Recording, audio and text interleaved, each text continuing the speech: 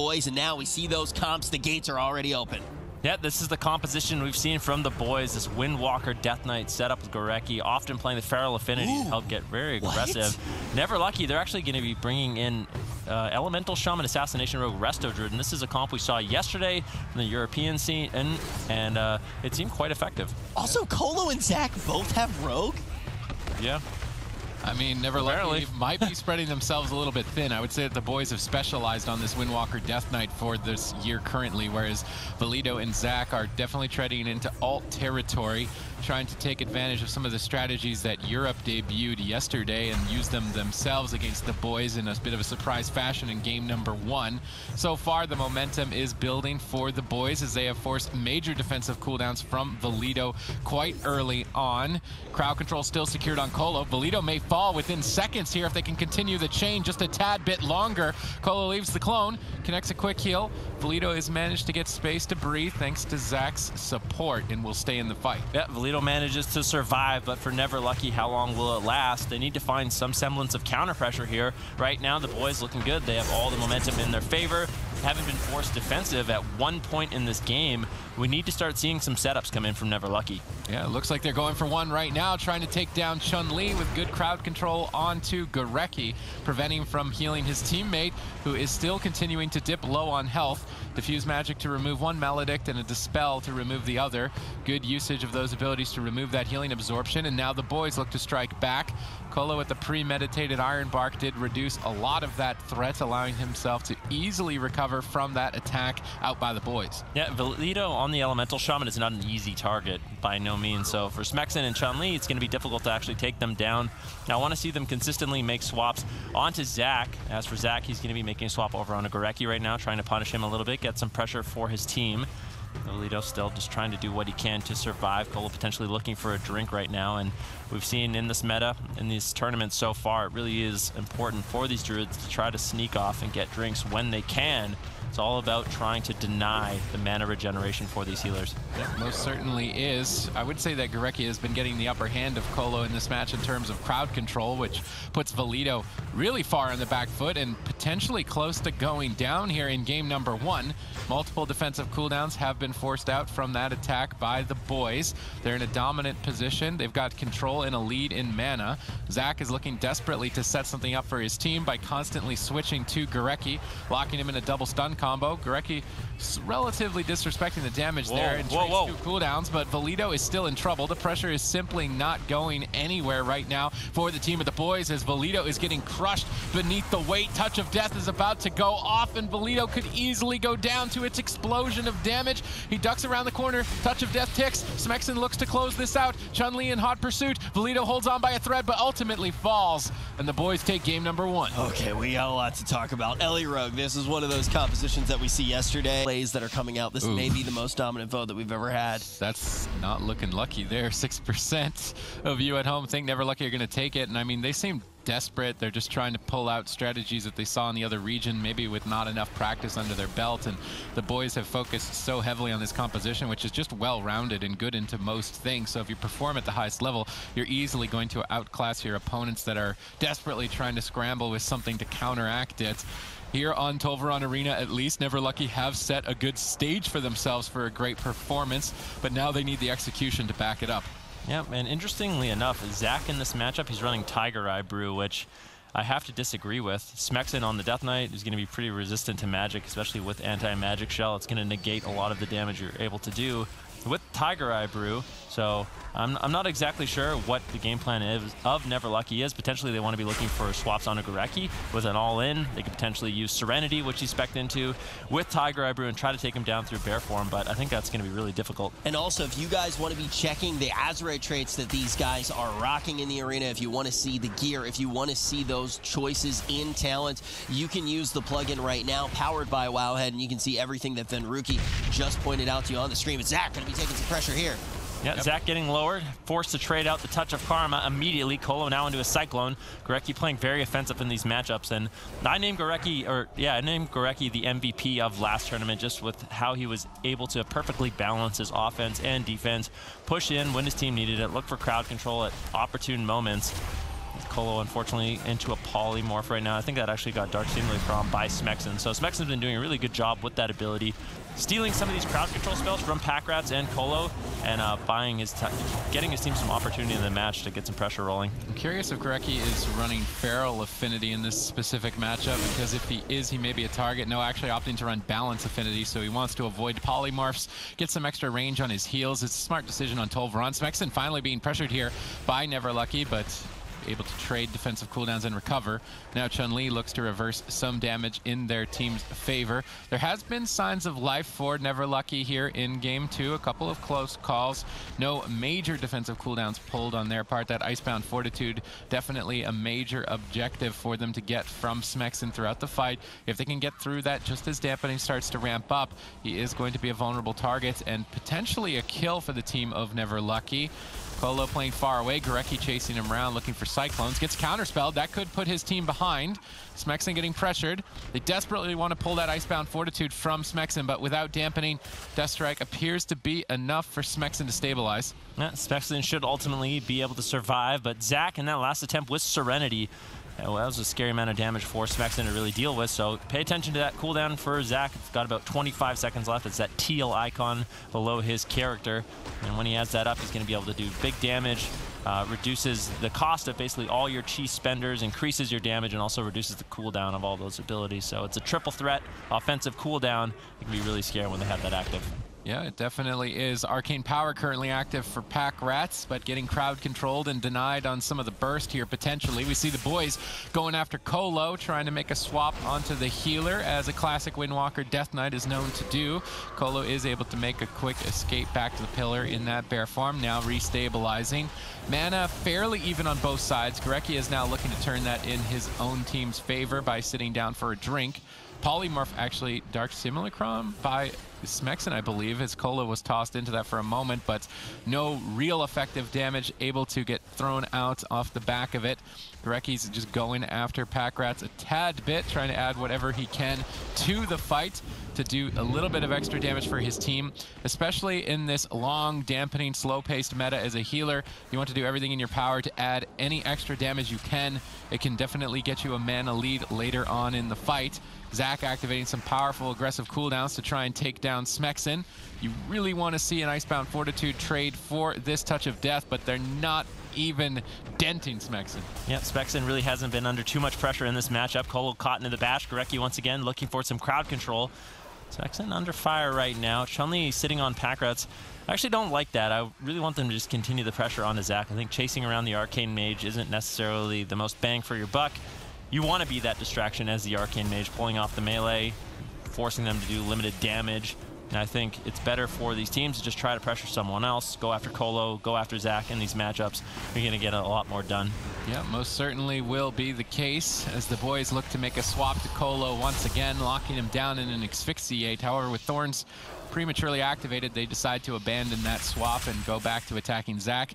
Zach's smartly just avoiding the fight while his healer is crowd controlled. That's definitely an effective way of avoiding death. If your healer is in crowd control, just run your character far away from the enemy team and try and avoid them as long as possible. Definitely a strength that a Windwalker Monk brings into the arena, even though Zach is multi-classing onto, I don't know if he's really going to show us every single class in the game at this point, but he may be able to. Definitely good defensive awareness on his part. We do not see him running a similar build to what Blizzo is running in this composition. I do not see any grapple weapons from Zach. Instead, trying to take advantage of that Tiger Eye Brew to get through some of the plate armor. But as you already pointed out, Vinruki, Death Knights are durable to magic damage as well. So the Tiger Eye Brew may not be as valuable as denying Deathstrike with that grapple weapon. Yeah, I think that's definitely a fair assessment of the matchup. And Zach as well, like I said, he's been playing the Serenity. It is a bigger burst cooldown, but it's going to be less consistent damage, and your burst is going to be up a little bit less often with that ability. So the consistent pressure on Smexen isn't going to be as high, but your one-shot potential is a little bit higher with that build Zach is running. So far, in terms of mana, Gorecki's doing quite well, still at 60%. Colo just a little bit behind as we move into 8% dampening. Good pressure here from Chun-Li and Colo. Ring of Peace backs him up by Zach. Nicely done to keep Colo alive, but Colo needs to try to escape at this point. He's tanking out a lot of this damage with Iron Bark. Smexen, Chun-Li, they're turning their attention onto Zach now. And I like what the boys are doing. They're making sure they have multiple pressure points. forcing Colo to keep hots on multiple targets. Now they ultimately force out the Touch of Karma from Zach. I'm curious if Chun-Li is going to Touch of Karma, and try and go for a kill. It seems like they're more happy just punching away at Colo, turning him into a bear punching bag. Chun-Li gets bashed up as Colo tries to set up some burst for his team and escape to safety, managing to get around the corner. There is decent damage establishing itself for the team of Never Lucky. Mana is still equivalent. It's still anyone's match at this point as dampening continues to rise. Counterspell secured onto Gorecki, interrupting some of his incoming healing. His team, although, seems to be stable. Zach getting cycloned up at low HP. Gorecki doing a great job to capitalize on that balance affinity to control up the team as much as possible, giving his melee more breathing room to avoid being crowd controlled themselves. Now deciding to cyclone up Colo, and once again Zach using his kiting. Chun-Li actually put his Transcendence on top of Zach's, so when Zach's tried to escape with it, Chun-Li could immediately follow him as they are playing the same class, the Windwalker Monk. Good decision making there on Chun-Li's part. Interesting little knockback there by Chun-Li to try and disrupt some of the Fists of Fury damage. Definitely skill capped on that Windwalker, but likely further dampening is required for these punishing plays to really play out. Yeah, Chun-Li putting some pressure onto Zach. Zach doing a decent job kiting away, trying to avoid a lot of that pressure coming in, but unfortunately, while he's running away, he's not able to really get out too much pressure, and in the meantime, Smexon's been all over Colo, really taxing his mana. Gorecki, I believe right now, is sitting down in stealth, looking for a drink. Packratz was able to shut it down, I believe. Gorecki doesn't have that much of a mana lead, but with Colo almost completely and the amount of pressure that the boys have been putting out in this matchup, I feel like it's just a matter of time before Never Lucky goes down. Yeah, I mean, at this point, it's looking to be the case. They really haven't gotten any major objectives. Colo is constantly pinned and bare. He's completely tapped on mana. If he is not able to escape to safety, he's likely to go down soon. Zach is now left behind. They could cleave him up. Gorecki jumps into the fight to stun Zach and deny the drink. Definitely top-level decision-making on Gorecki's part. Zach forced to trade Touch of Karma once again to stay in the fight just that little bit longer. Colo still has Innervate, so he can make all of his healing spells free. That's going to be his last lifeline, really, in this fight. Afterwards, he doesn't have anything to work with. Finally, some counter pressure coming out from Never Lucky towards Smexon. Can they get that major objective? Can they get the Icebound Fortitude on this push? They really need to, and they do. They managed to stay in the fight. Yeah, Smexon with the anti-magic shell should be able to survive, but Gorecki caught into the bash. There's really not too much left for him. Smexon has to keep himself alive as Gorecki caught into the full polymorph. This is a beautiful setup coming in from Never Lucky. This would be a miracle if they could take down Smexon with the setup, but it gets denied by Chun-Li's double leg sweep. Packratz decides to just ice block out of that, trying to get aggressive. I don't mind that play as Arcane Mages are very difficult to take down. It looked like he could potentially land a kill, but ultimately Smexon will survive, and now that Zach doesn't have his Serenity available, I think Smexon should be fine until that's back up. One thing I will say for Never Lucky is if they can get these compositions up to the same level as the top tier teams running them, they definitely could be a real threat. They're still in it here in game number 2 as they try to battle it back in the lower bracket. Both these teams facing elimination, and Colo is in dire straits. Desperate times right now to survive. Will he manage to escape to safety? Stunning up Smexon, ducking around the corner, able to avoid death for now. Packratz with Arcane Power up. He's just mashing out spell steals to try and strip off the heal over time effects of Gorecki, forcing Gorecki to be tapped on mana. Gorecki actually trying to sit down for a drink. Both Druids completely out of mana. Momentum swinging actually quite even at this point with 31% dampening, setting foot into the match. Colo's got good distance. Zach trades, Smexon recovers. Both teams stabilized, but now Zach stunned. Crowd control secured onto Colo with 2 members taken out of the match for a period of time. It will be difficult for Colo to ultimately save Zach, and it is not going to be enough off the back of a Dark Simulacrumed Poly. Perfect play on Smexon's part. They advance to match point. Let's go back home. Let's go back to something that we do know. We'll have to see if this is enough for Never Lucky, pulling out the mirror here with their backs against the wall. All right, Colo going with that renewal, whereas Gorecki is going with Wild Charge. So Colo is much more afraid of being targeted down, but he will have limited mobility as a result, which allows Gorecki to be a lot more of a playmaker, already initiating great crowd control and forcing massive destruction across the board. Zach is just portaling to try and get to safety, but he's so far away from Colo. Tries to make it across the map. Triple Maledict. The Ursul's Vortex pulls. Is he just going to die in the opener off the back of Gorecki's play? He is completely owned in game 3. Ring, ring, it's your... They are going to be playing Demon Hunter, DK, Restitute. So, For Fun actually added Cheerios here into their roster, and this is his debut. Yep, Cheerios, a very excellent Demon Hunter in the North American scene. This is an interesting composition from the move. Once again, this is their main. This is what we normally see from them. The Assassination Rogue, Shadow Priest, Resto Shaman hasn't necessarily been the best. I think Upsurge could potentially struggle on mana in this matchup, especially with Cheerios consistently stunning him, using that mana rift. Watch out for a purple circle under Upsurge that's just going to be burning some of his mana as well as his health. And if Cheerios can consistently land that, I think that will give For Fun the edge in this matchup. Upsurge has been facing mana rift all the way back against Method Orange when Trill and Mez were running double mana rift. So Upsurge has healed with 0 mana for years at this point, and he's definitely experienced at it. While it is an advantage for Fun, I'm not sure if it's going to be enough on its own. They are going to need to set up good cross-crowd control to execute a kill. We currently see Peekaboo taking control of Whoopi, trying to sap a trinket, but not finding that opportunity. Whoopi just sitting through the crowd control comfortably, allowing Rosita Jones to trade his personal defensive cooldowns instead. No panic attack on the side of For Fun. They respond to that blind completely appropriately. Yeah, and this is a strategy we've seen from the move in the past. Peekaboo runs over, he gets the blind on Whoopi, and then kind of just sits there and babysits him a little bit. And normally the Shadow Priest can rot down the other 2 DPS, and that gives the move a little bit of pressure. But against classes like the Demon Hunter, like the Death Knight, they have so much self-healing that the Shadow Priest rot pressure isn't going to be that significant. Right now, the move making a nice swap over onto Whoopi. We saw him pick up the Resto Druid, I believe it was last week. A lot of these healers have opted to pick up that Resto Druid as it is so strong, but I think for the move, it's going to be interesting to see if they continually test Whoopi to make sure he's up for the challenge. Yeah, it's really up to Peekaboo. He's the only one that can create pressure for the team. Shadow Priest is basically countered by the composition that For Fun has selected with all of their powerful self-healing mechanics and Leech and Death Strike with the heal over time effects from Restoration Druid. Perfect time Shackle there on the Raise Abomination by Whiskey. Unfortunately breaking a little bit early. I believe his Void Form activation broke it, but getting control of that Abomination as it's currently shackled in that cage, preventing its damage is very important. That's a powerful cooldown that Unholy Death Knights bring to the fight, and obviously as a Shadow Priest, you don't move very fast, so trying to run away from it is not going to work. Instead, using Shackle is your best option. Peekaboo has consistently been going after Whoopi in these swaps, trying to create some opportunity for his team, but slowly and surely, Cheerios is creating that mana advantage through Mana Rift, and it's almost an inevitability at this point for Upsurge to fundamentally just run out of mana. Rosita Jones bursting down WizK, trying to create some pressure for the team.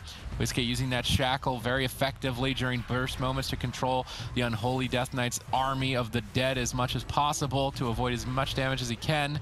But it's just so difficult. They do finally catch Whoopi out of bear form in a kidney shot. Good move on their part, but don't have enough damage to take him down. Yeah, Rosita Jones with good backup, uses the Death Grip to move Peekaboo out of position, chains Vice, and it's really difficult for Peekaboo to actually reconnect to his target. Now full blind on Whoopi. Whoopi can't trinket out of this because he has no bark skin, and that would make him very vulnerable to another setup, so he's going to be opting to sit that. Peekaboo punishes with the Vanish with the follow-up Sap. Now Rosita Jones could be taking a little bit of pressure, but he still has his Icebound Fortitude as well as his anti-magic zone. I think Rosita Jones should be sitting pretty during that setup, and Whoopi was able to comfortably sit through the blind Sap. Now Barkskin's rotating back up. He still has his Trinket. And I think for the move, the main pressure point is once again going to be Whoopi, but he seems to be dealing with these situations quite well. Yeah, before dampening, it is going to be difficult for either side to really make a significant dent into the opposing team. The advantage, though, for Cheerios is that Mana Rift can at least gain them a mana lead, although they just let Upsurge drink and reset his mana pool, so they've lost that advantage. Whoopi is now realizing that and trying to find one himself to even out that playing field as we move closer to dampening. Not able to even out completely. Another well-timed Shackle on that Abomination. Good defense on WizK's part, even though it's very difficult to generate pressure against these classes in the current meta. He's definitely doing his best to slow down the damage for Upsurge to recover, while Peekaboo does his best to work around the defense and try and create openings for the team. It's going to really rely on Peekaboo to carry the move in game number 1 against For Fun. I don't know how many times we've seen them face these compositions that are just so durable. It looks so hopeless the entire time. We get into 50% dampening. They have no mana, no health left on all 3 members, and it's Peekaboo that navigates through that and finds a kill. Definitely look to see if he can do it here in game 1. Yeah, the move's trying to overcome all odds in this matchup. Rosita Jones getting a little bit low. Full kidney shot now on Whoopi. The move once again finding some pressure. WizK throws in his Gladiator's Maledict to help Peekaboo out in this setup, as well as a nice silence. Whoopie gets behind the pillar. Second Maledict does get traded out by Peekaboo. Whoopie dispels it and ultimately is fine, but he actually had to trade out a decent amount of mana, Barskin and Ironbark during that setup. WizK now under fire. Absurge having to play catch up, throwing out some healing waves as we've moved into dampening. Things are going to get more difficult for both of these healers. I think Absurge's mana is going to start getting taxed quite a bit. And even pressure for the move could start building up now that Rosita Jones and Cheerio's self-healing is going to be a little bit more limited. I think Whoopie's going to have a much more difficult job. They got through Whoopie's Gladiator's Medallion. This could be an opportunity for the move. Peekaboo creates an opening to build some momentum, but WizK is getting pushed back. He tried to overextend and chase down Whoopie, and he's really feeling the pain of that overextension.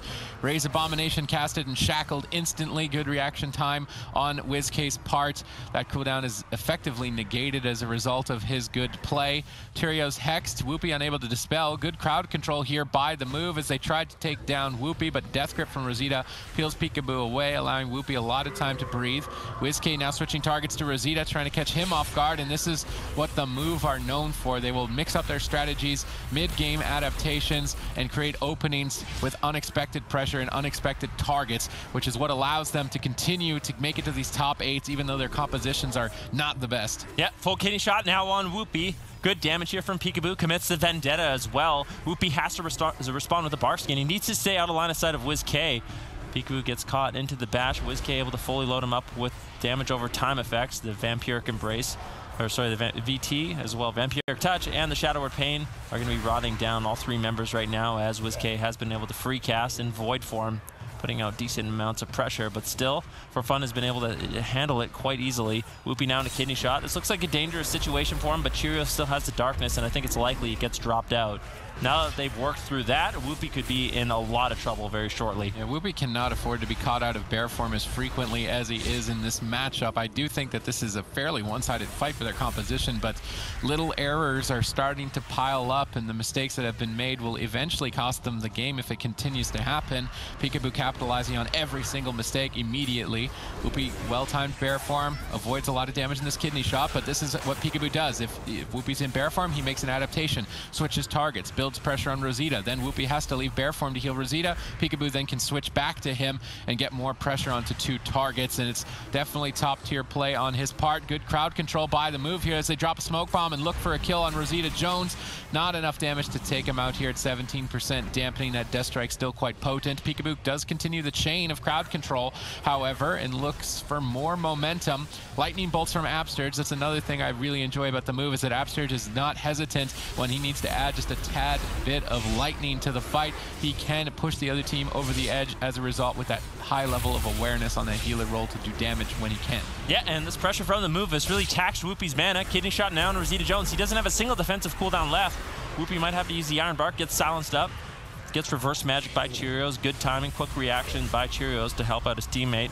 Now Peekaboo, with only evasion left, is increasingly vulnerable of a target. Absurge actually managed to sneak away and completely reset his mana. But Peekaboo might get punished if they can just take him down right here, right now. Feint's going to be traded out. Void Shift as well from WizK was used. Now both members from the move are low. Absurge has to play catch up. He has the Ascendance when to activate that, and if he can free cast some heals here, I think the move is going to be in a very healthy spot. So WizK used Void Shift when he was also low health, so Peekaboo didn't gain any benefit of that Void Shift. Effectively, the cooldown was wasted, and they're not going to see another one for the rest of the fight. That mistake might cost the move the match.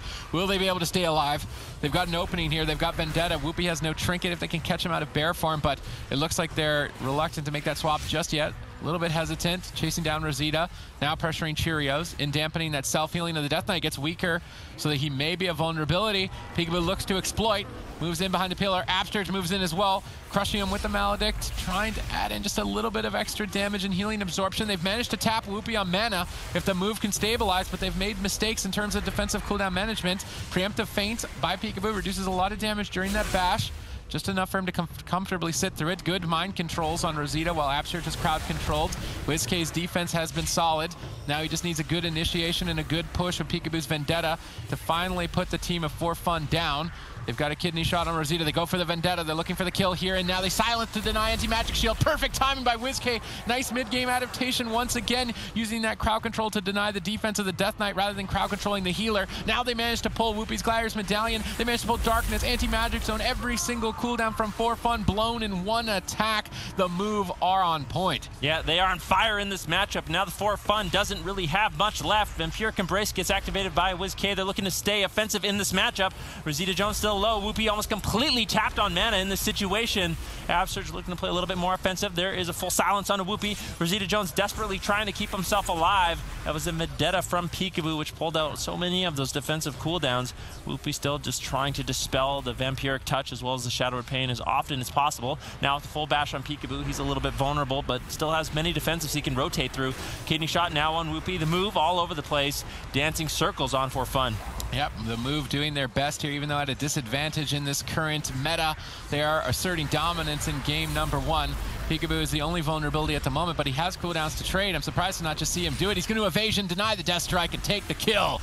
Peekaboo is ready to perform here in game 1. Cheerios and the squad going to go down after this one because the gates are already open on Hook Point, the move versus For Fun. Yeah, I think Absurge on the Restoration Shaman is going to struggle with heavy single target healing. So if Omnivore, Whoopi, and Rosita Jones can connect on WizK, and Absurge just has to bomb heals on him over and over and over with these healing waves, I think he will go out of mana relatively quickly, and I think the pressure For Fun will be high. But so far the move getting aggressive early on to Omnivore. We know Zico, he didn't really like the Warrior just because it doesn't have as much self-healing, but I personally think Whoopi will be able to keep him up until at least a little bit later on in the game, and I think until dampening For Fun have a clear advantage.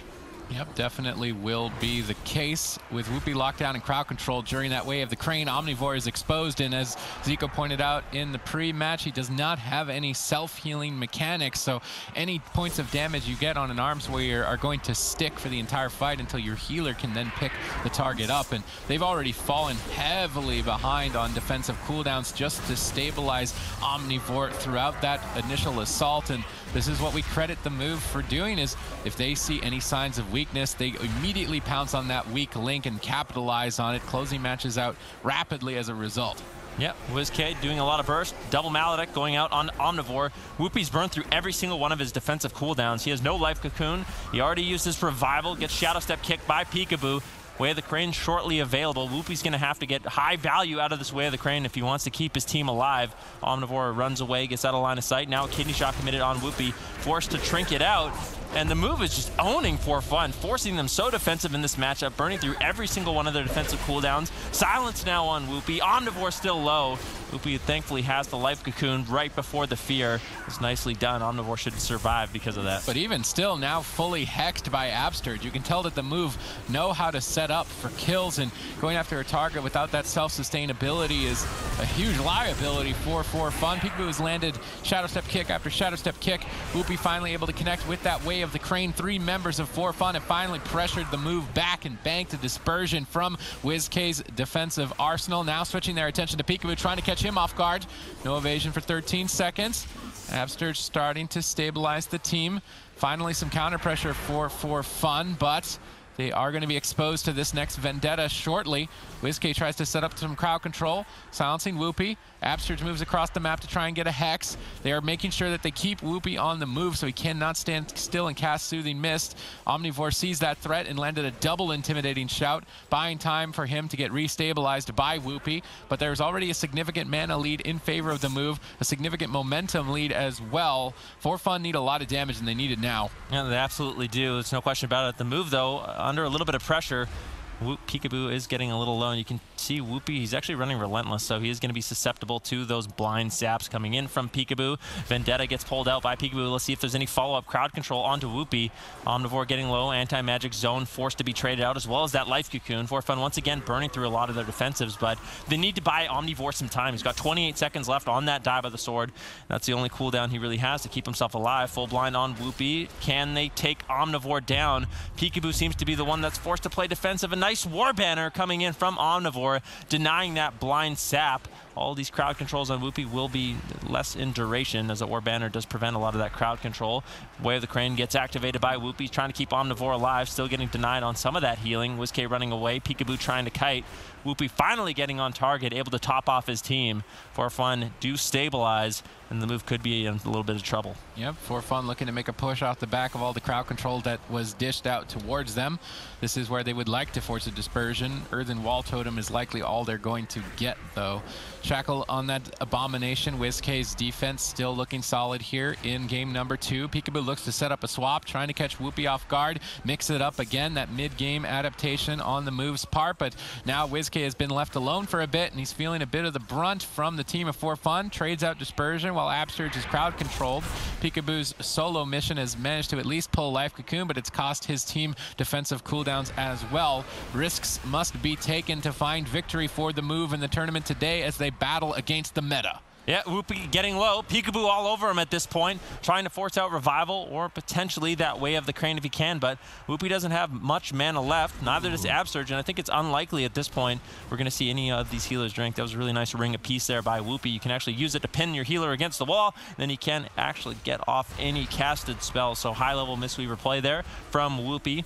Absurge manages to top off his team. Vampiric Embrace gets thrown out by WizK as well. Wants to remain aggressive, help out his healer with a little bit of extra healing. Omnivore on 50% health. Smoke Bomb gets dropped out by Peekaboo. He still has a Vendetta. If they could pull out Way of the Crane or the Life Cocoon pre-Vendetta, that's a clear win condition for the move moving forward. I mean, at this point, they're in dire straits. They interrupt Absurge. This Hex, though, if Whoopi gets hexed, it's going to be devastating. He's trying to line of sight, squeak in, get a Rising Sun kick, squeak around the corner of the wall. Good defensive rotations by Whoopi. Effective use of Hook Point to avoid crowd control and at least get some damage on that Way of the Crane. Desperately trying to force the last line of defense, that Void Shift of WizK. But Earthen Wall Totem seems to be enough. Shackle Undead needs to be casted. It gets interrupted. Now that Abomination will be allowed to go to town. How much punishment can WizK take here in game number 2? Dispersion available in 1 more second. Peekaboo buys time to get that. Secures crowd control into 2 members. Omnivore in a 3-on-2. Rosita saves him with Anti-Magic Zone. He starts to stabilize. Now WizK on the back foot, but Whoopi's still silenced. Stormbolt by Omnivore. Whoopi's got that Aura Mastery rolling, trying to connect a couple of big heals to get Omnivore back into the fight. It's still anyone's fight at this point. Yeah, Omnivore still low. If WizK can purge off a lot of these heals coming in from Whoopi, Omnivore could still be in a lot of trouble. Way of the Crane almost up for Whoopi. If he can use that, he might be able to top off his team. Absurge is almost completely out of mana. WizK, the only thing he has left is that Void Shift, getting lower and lower. Omnivore, Rosita Jones looking to close out the game. WizK gets interrupted. Void Shift forced out, but they're just going to be all over WizK. And still a lot of pressure. Absurge low on mana, but I think it's unlikely Omnivore actually swaps to him. He's just throwing him into an intimidating shout. WizK on 50% health. For Fun rotting down. Omnivore very vulnerable. Whoopi doesn't have the mana to activate Way of the Crane just yet. He's trying to hold on a little bit longer, keeping Omnivore alive. The move, though, is the one that's in trouble. I mean, they don't have anything to work with here. They've got no mana, really nothing left defensively. Vampiric Embrace and Dampening is not that effective of healing your team. Whoopi's trying to sit down for drinks. That's distracting Peekaboo. He has to keep his attention there, which means he can't support WizK. He's just got a Warrior and a Death Knight chopping him up in midfield. Absurge is never going to get a drink on Hook Point. For Fun have set themselves up for victory here on game number 2. Can the move pull off a miracle? They've got an opportunity in about 30 seconds, but I don't think they've got 30 seconds left in this match to stay in it. Peekaboo tries to carry it. Can he do it by himself single-handedly? Take down No way! They do manage to back up the crowd control. Peekaboo gets peeled away by Omnivore. Whoopi portals in a line of sight, but Absurge is there to deny the heal for a couple of extra seconds. Peekaboo needs to make his way back down towards Whoopi, but he just can't. Now Maledicts are flying in towards WizK. Dispersion has to be traded, but all the healing from it is being absorbed. The Abomination is unshackled and going at WizK. He's looking to deny it, manages to get it. Mind controls defensively to try and stay in the fight to buy time for that Spirit Link Totem. It's 5 seconds away. They just need to stall 3 more seconds. Absurge now has that Spirit Link Totem. Whoopi against the wall quite literally here in game number 2, but WizK gets chopped up first. Where's the Spirit Link? He doesn't have the mana to put it down. Absurge is just out of mana. He barely gets enough to put it down to save the team. Peekaboo now has Vendetta rolling. He needs to kill Whoopi here and now. If Whoopi doesn't die in these next couple of seconds, WizK is going to be just torn to shreds. Can Peekaboo take down Whoopi? He's in line of sight of WizK. A critical mistake that could maybe cost his life. He's managed to roll back to the pillar. Now WizK on the back foot in Void form, trying to get a kill as he desperately can't do it. WizK falls. Whoopi stays alive, and For Fun tie the series. This isn't completely over yet. Whoopi has no mana left. If Peekaboo can land... Kind of chasing down Absurge and mana rifting him, and you're going to have that added soul self-sustaining with that soul rending as well. Yeah, and ultimately, too, being the monk on Tiger's Peak, you're going to have home field advantage, which we know can be very important. All tied up, 1-1. For Fun versus the move. That changes right now. All right, the move get denied on a sap early on. Instead, are going to be targeting the healer Whoopie with Cheerios hexed up. Definitely good cross-crowd control. WizK, though, unable to support Peekaboo. Cheerios denies any further damage from this initial attack, and Whoopie should start to stabilize. They grip Peekaboo off Whoopie, stun locking him. Absurd immediately responds, trading both Healing Tide and Earthen Wall to stabilize the team through that attack, effectively negating that swap entirely. Blind does pull the trinket from Whoopie, which is now an opening for Peekaboo to go after him. I'm curious to see when Peekaboo decides to pull the trigger on that. Maledict's flying in this way of the crane. They need to respect Whoopie's damage output potential here and just avoid it, wait for it to finish, maybe look for a Psychic Scream, some crowd control along those lines. Double leg sweep, Whoopie still leading the charge for the team, now setting up a swap to Peekaboo. Cheerios looking for those mana rifts. He definitely needs to be landing those as frequently as possible to build and generate a mana advantage. Peekaboo still with all of those offensive cooldowns, just juicy, watering at the mouth, ready to go and take down Whoopie. He's looking for any opportunity if Whoopie moves into line of sight. Shadow Step Kidney Shot is likely to be the follow-up. Peekaboo sees Whoopie out of combat, looks to try and sap him. Not able to get it, unfortunately. Now goes for a swap instead. Yeah, now full Kidney Shot on Whoopie.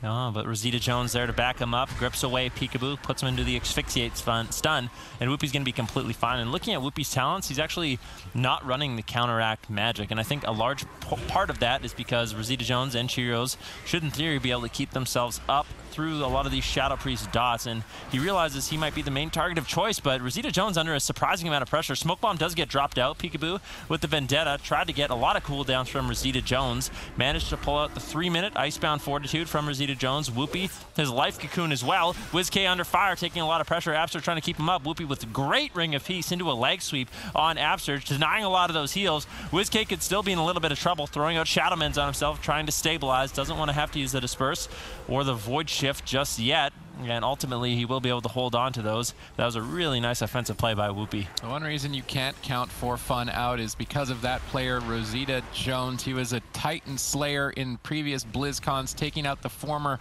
Method Triforce roster, thought to be undefeatable, but he was able to dismantle their roster.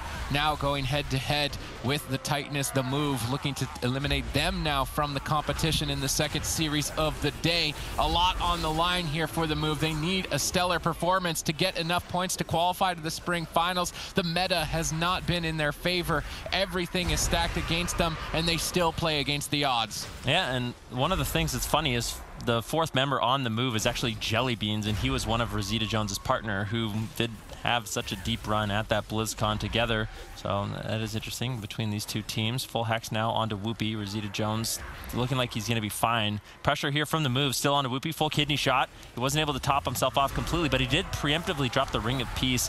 Such high-level plays from Whoopie, and there's just such a massive difference between Whoopie, the Mistweaver Monk, and Whoopie, the Restoration Druid. He's just constantly making these little outplays in the game, and it's just fantastic to see. Yeah, most certainly is. I definitely do enjoy watching Whoopie on that Mistweaver Monk when I can get a chance. Rosita getting bursted down, makes a trade, but right before Vendetta, Peekaboo once again with an opportunity to take down Rosita. See how he decides to execute on it. Silence is shortly available for WizK, so Peekaboo and WizK have a lot of crowd control, and Peekaboo has a lot of damage because Vendetta is now available. They've got an opportunity to find a kill. They're going to go after Whoopie with it. Kidney Shot Vendetta, likely silence if WizK can get in position. He does manage to do so, but with reverse magic, that silence is removed by Cheerios. Good backup and teamwork on his part. Now Whoopie charges in to get a kill with Way of the Crane activated. Peekaboo respects that amount of damage, decides to use his Gladiator's Medallion to break lock out of the stun and evasion all the incoming attacks. Fully respecting the damage, but now opening himself up later on. Yeah, Whoopie's still under fire. Double Gladiator Maledict's going to be flying in from the move. Darkness forced to be dropped out by Cheerios to keep Whoopie alive. Just has a few seconds left on that Life Cocoon, but he's still in some trouble. He gets silenced on his Aura Mastery. That Zen Focus T, not getting any value from it. Peekaboo forced to be put into the stun by Rosita Jones. Not ideal in terms of offensive pressure, but they needed to keep Whoopie alive in that situation. Now Peekaboo still actually under a surprising amount of pressure. You can see WizK moving in, trying to find some crowd control, setting up Peekaboo with a Life Grip into a Kidney Shot. Good teamwork from the move. Whoopi should be able to survive with the revival, but still in a lot of trouble. Whoopi now transcendencing out of line of sight, but Absterge is on his heels. Peekaboo in hot pursuit to take down Whoopi in game number 3 here. Whoopi risks the dispel on those damage over time effects, soaking up a little bit of extra crowd control. Maybe an opening for Peekaboo. Peekaboo gets gripped away, shadow steps to the death grip, immediately back on target, but Whoopi immediately used the life cocoon to absorb all of the hits, but he's still crowd control. They crush right through that shield. He's managed to make a getaway though with that leg sweep and survive behind the pillar. Mana slowly in favor of Absterge. Cooldown certainly in favor now as well. The move are looking strong in game 3, but you can't count For Fun out. Yeah, Whoopi, they need to be looking for drinks in this matchup, but Peekaboo just sitting on top of him is making it so difficult. There's really no vanish threat, so if he ever can escape, he doesn't have to worry about really getting sapped. But Peekaboo getting pressured away by Cheerios. Rosita Jones coming back as well, trying to pressure him away. There's no evasion, trinket, or anything for Peekaboo. Absterge is going to have to use a lot of mana to keep him alive. And I think this is danger town for Peekaboo. Void Shift traded out by WizK. I don't think Peekaboo can afford to play this aggressive in the matchup at this point in the game. With nothing left, he has to wait till evasion is back up, but decides to pull the trigger on the Vendetta with a full kidney shot on the way of the crane of Whoopi. And he has no trinket. Whoopi rolls away with the Fortifying Brew. He'll survive, but the move is the one that's under pressure. Yeah, Absterge is trying to deny that kill opportunity for Fun with his Ascendance, now stabilizing the team. WizK moves in, pumps out a triple Psychic Scream. No real advantage, though, played off of that. Whoopi Shadow is able to Transcendence away. Rosita's Death Grip is stalling out Peekaboo, but he's got that maneuverability honor talent, so his sprint cannot be suppressed as he wanted to chase down Whoopi. Whoopi denies the reconnect with that Ring of Peace. It's all about protect Whoopi. Don't let Peekaboo get anywhere near him for these couple of seconds. Now instead going after Rosita. Peekaboo is still quite far behind. Dampening is starting to ramp up. They can't afford to throw away this match and go to game 5. Peekaboo makes the trade on that evasion. Will it be enough? They silence up Whoopi. They look to kill Rosita. He has cooldowns to trade. Icebound Fortitude overlapped with the anti-magic zone, and even still Rosita barely hangs on. Preemptive blind play there, preemptive life cocoon on the blind, but now caught into a quaking palm. Whoopi still out of the fight for a couple more seconds. Rosita is still low on health if they can keep up the momentum. Still crowd controlling up Whoopi with every last second, every last millisecond of crowd control to take down Rosita, but ultimately the chain is broken. No, mind control at low health. WizK tries to stall it out just long enough for his silence now to be available. Rosita gets Mind Flay snared out of line of sight. Really top level play here by the move, but now Whoopi looks to counter engage. He activates away the crane, but walks right into WizK's trap. Double Psychic Scream. Rosita in trouble. Silence to deny the anti-magic shield. Hex secured. Darkness is going to be enough. Darkness is barely enough to keep Rosita alive. The move are on fire. Oh my goodness gracious, WizK had such an insane play there. He life gripped Peekaboo over. Whoopi chases him into a triple fear, setting up his team beautifully with these mind controls, with the life grips. The move is on fire in this matchup. Can they overcome all odds in this series? Full kidney shot now onto Rosita Jones. He's still low, not many cooldowns to work with. Whoopi saves his life with the life cocoon. Now Peekaboo is the one that's on the run, but he has Vendetta available. The move have the tools they need to close out the game. There's not a single defensive cooldown left For Fun, and this is looking like Danger Town. Yeah, mana still equivalent here at 20% damage. This is when the match was a close game last time. Let's see how much longer can Absterge keep his team afloat. He's got some defensive options, but he's stun locked for one more second. Peekaboo on the run. He's in desperation to stay alive, trying to kite the entire team. WizK gets in the Spirit Link Totem with one final second left. They pull the trigger on the Vendetta. It's do or die. Can they take Rosita Jones down? 2 more seconds left on that anti-magic shield. Now just available to start to stabilize, but a Hex is secured. Pressure on both fronts. Mind control, perfect timing on Whoopi. Rosita tries to pull back and get in line of sight to stabilize. Nice place. Peekaboo stuns Whoopi on that free casted heal, and they follow it up with Void Form damage. Another Hex secured by Absterge. He's trying to squeak in a little bit of extra damage, and it's just enough to put the move back in the fight and move to match point. We are going to... With the Incapacitate, Omnivore drops the Stormbolt. Rosita Jones, all of a sudden, he's just igniting people with that combustion burst.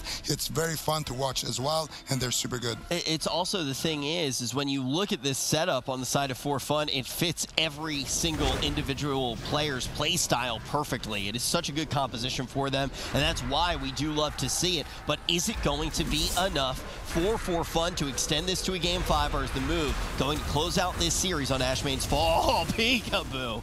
Yeah, tons of damage here from For Fun, and that is the surprise factor that they bring with this unique composition that they basically trademarked towards the end of AWC's series last year. This Fire Mage, this Mistweaver, this Arms Warrior, it's just totally peculiar to think that it actually works, but they've managed to synergize it quite effectively with their strategies. Whoopi now leading the charge as they switch targets to WizK. He fades the incoming Sharpened Blade. Well done on WizK's part, immuning that incoming damage and healing reduction. WizK's defense has just been solid this entire series. The move battle against the meta. They battle against basically everything stacked against them, and they still manage to pull off victories. Potentially, this is their tournament for the comeback. They need to win one more game to stay alive in the lower bracket. Yeah, Omnivore still under a lot of pressure. Whoopi moving in, looking for some crowd control. They want to get aggressive on Peekaboo once again. WizK in the polymorph. Good cross crowd control by For Fun, but that setup gets denied. Now a kidney shot on Rosita Jones. He could be in some trouble. Whoopi easily healing through it, though, not at any CC. Doesn't really have to deal with too much just yet. A lot of the crowd control that the move has available, it has cooldowns on it. WizK's Psychic Scream as well as his Fear, so the move has to do these kind of hit and run strategies where every once in a while they get these massive crowd control chains. But outside of that, Whoopi should be able to heal through that damage. Once the CC is initiated, though, definitely For Fun could be in some trouble. Ooh, big meteor hit here for Fun. Void Shift is going to be switching the health from Peekaboo to WizK in the nick of time to save the move. Once again, WizK's defense looking impenetrable. Whoopi now getting swapped to by Peekaboo as they try to set up for a kill after him. He's going to deny the kill. With Life Cocoon on Omnivore, both targets start to stabilize. Omnivore, Rosita Jones are ready to roll. Let's see if Peekaboo can manage to escape to safety. Ring of Peace bouncing him back into the team. Rosita out of line of sight to secure crowd control. Instant Mass Dispel. Perfect timing, but they get the follow-up. Do they have any more crowd control? Good Stormbolt. Nice combo. Peekaboo dipping dangerously low. Spiritling Totem has now been forced out, and For Fun are out for vengeance here in Game 4. Yeah, Peekaboo's been in so much trouble during this game. He still has a lot of defensives, though. He has his Trinket, Evasion, Cloak of Shadows. The move opting to use the other defense much earlier on in this matchup. Potentially, it could rotate back up. And that might be their strategy. Whoopi's mana not doing great, already on 40%, but Absurge also not doing too well. Peekaboo looking for pressure on Rosita Jones as he is in a Hex. Omnivore also taking a little bit of damage. Whoopi rolling away, uses his Transcendence, and actually sitting down for a drink. The move is trying to find some pressure here, but Whoopi basically completely resetting his mana. This is such a nightmare for the move. Basically hopeless in this situation. Pressured. Whoopi full mana now. Peekaboo under in a lot of trouble. Yeah, but he still has his personal defensive cooldowns to make some trades, so the move can definitely stay in this game and just close it out here and now. For Fun need to be laser focused for the rest of the fight. They need to make sure that they remove WizK from every engagement so he does not get these Mass Dispels. We see a polymorph on Absturge. Where's the Mass Dispel? It's being channeled, gets counterspelled. Good cross crowd control by For Fun. This is the type of execution that I want to see from them a little bit more consistently. That nets them Peekaboo's personal defensive cooldowns. That was the main objective on that push. Now they need to focus on surviving because the move are striking back. They're just fully going to respect the damage from the move, trade an Ice Block during that blind sap crowd control, but even still, Omnivore now being pressured. Whoopi has to heal 2 targets that are low on health. Looks like he gets silenced. They keep up the damage. Rosita taking the brunt of this exchange. Maledict absorbs a bit of healing. Dispelled off. Another Maledict flies in and they go for the smoke bomb kill, trying to crush Rosita Jones through that Life Cocoon. Ring of Peace might deny Peekaboo's reconnect. Rosita blinks back out of line of sight, stays alive. Omnivore still exposed and rotting down. The move need to race for a kill. Peekaboo doesn't have much to stay alive. If they can't kill Omnivore here and now, Peekaboo will be in trouble. They kill off the War Banner just in time, but Omnivore secures a double intimidating shout. He's able to stay in it, although they got his Gladiator safeguard. Omnivore is completely exposed. Cauterize is only available for Rosita Jones. Any crowd control on Whoopi, and the move are going to close. Yeah, and Cauterize isn't that great of a defensive, especially with the Gladiator's Maledict Trinket in the game. If the move can press that on Rosita Jones before Cauterize procs, that entire Cauterize heal can get absorbed. So that's why Rosita Jones earlier on, he just traded out his Ice Block, didn't want to wait till Cauterize proc. He had the Maledict on him. He could have just gone down now. Big setup on a Peekaboo. He trinkets out, uses Feint. Ooh. That should keep him alive. But now Peekaboo very vulnerable. No evasion, no Cloak of Shadows, no Trinket. The move looking to get aggressive on Omnivore. Silence now secured on Whoopi. Omnivore with no defensives. Has to get the life cocoon from Whoopi, but Whoopi's almost completely out of mana. We've just entered dampening. Whoopi completely reset his mana earlier on in the game, but these consistent way of the cranes have definitely cost him, Sid. Absterge just needs 10 more seconds to get that Trinket Spirit Link Totem, a really powerful defensive cooldown combo for a Restoration Shaman, more than likely to save the day, but he's 3 seconds away, 2 seconds away, 1 second away. Once again, with 1 second left, Absterge connects that Spirit Link, saves the team. Whoopi tries to sneak away. He's getting his mana back. He's keeping his team in the fight. He's now got a lead over Absterge, but he needs to recover. His team is still low on health. Whiskey pushes up. He's got silence available. They go for a blind. He's looking to try and fish for a sap. Peekaboo out of line of sight, gets the re-stealth, gets the sap, perfect crowd control from the move. Nice execution. Rosita on the run, but he's not able to move that Garrote, just holding him in place. Whoopi's so low. How is he going to be able to keep him going? Cauterize triggers. Rosita on the run. Whiskey moves in to try and finish the job, but it is not enough damage to close it out. Peekaboo's got pressure in 2 points with Omnivore low as well. Dive by the Sword is just now available for him to make a trade as both teams battle it out to the bitter end. Yeah, Rosita Jones with that Fire Blood, that Dark Iron Dwarf racial. He kept himself alive in that moment right before Cauterize, removing that Maledict, and that's why he survived. Now Peekaboo getting low, uses the evasion, trying to just stay alive during that Stormbolt. Now full polymorph or half polymorph onto Absterge. Whoopi sneaking away once again, looking for a drink. Rosita Jones in midfield, trying to deny Absterge with the Frost Nova. Whoopi unfortunately not able to find the mana, and now he's left Omnivore all alone. He has to die by the sword, but this is danger time. There we go, Quaking Palm into fear, onto Whoopi. Omnivore getting lower, die by the sword has to be traded out, but that's all he has available. Spell reflecting some of the Absterge's damage, nicely done. Whoopi with basically no mana left in desperation mode. Silence, the CC isn't over. The move wants to close out this game. Perfect execution by the move, locking Whoopi out. Mind control at very low health, trying to deny the life cocoon, but Whoopi doesn't fall for that trap. Now securing that absorb. Mind control now shifted over to Whoopi instead. He gets polymorphed on it. Rosita doing what he can to pause out the fight a tad bit longer. If they can scrape together a Manatee for a Way of the Crane, maybe Whoopi can add enough damage to take Peekaboo down. They need to eliminate Whizkay from the fight. He has Void Shift available to save Peekaboo. If they can crowd control that cooldown out and burst down Peekaboo, they can still stay alive in the lower bracket, but they're running out of time. It's quickly sinking. Rosita Jones caught in the stun lock. Omnivore trying to break up the crowd control with the War Banner, pausing the chain, allowing Whoopi to slowly recover, but really with what mana can he do? So Earth Grab on his Chi Torpedo. Whoopi can't move in. He's locked out, but maybe they don't need it. There's the Void Shift. Whizkay saves the day. Peekaboo keeps marching in to try and close this out, but Rosita now has an Ice Block in his back pocket. Whizkay is still low on health. Absterge doesn't have a lot of mana to recover that. Rosita now gets smoke bombed. Ice Block immediately traded out, respecting that damage, realizing Whoopi doesn't have mana to heal it. He needs to stop damage before it happens. Frost Nova on Peekaboo. Rosita needs to avoid Peekaboo at all costs. Any damage is going to stick probably for the rest of the match. Maledict's now soaking up more healing. Life Cocoon gets traded. Whizkay in trouble as they make a swap. He disperses to deny the kill. Absterge once again 10 seconds away from that Spirit Link Totem. Is he going to get it this time?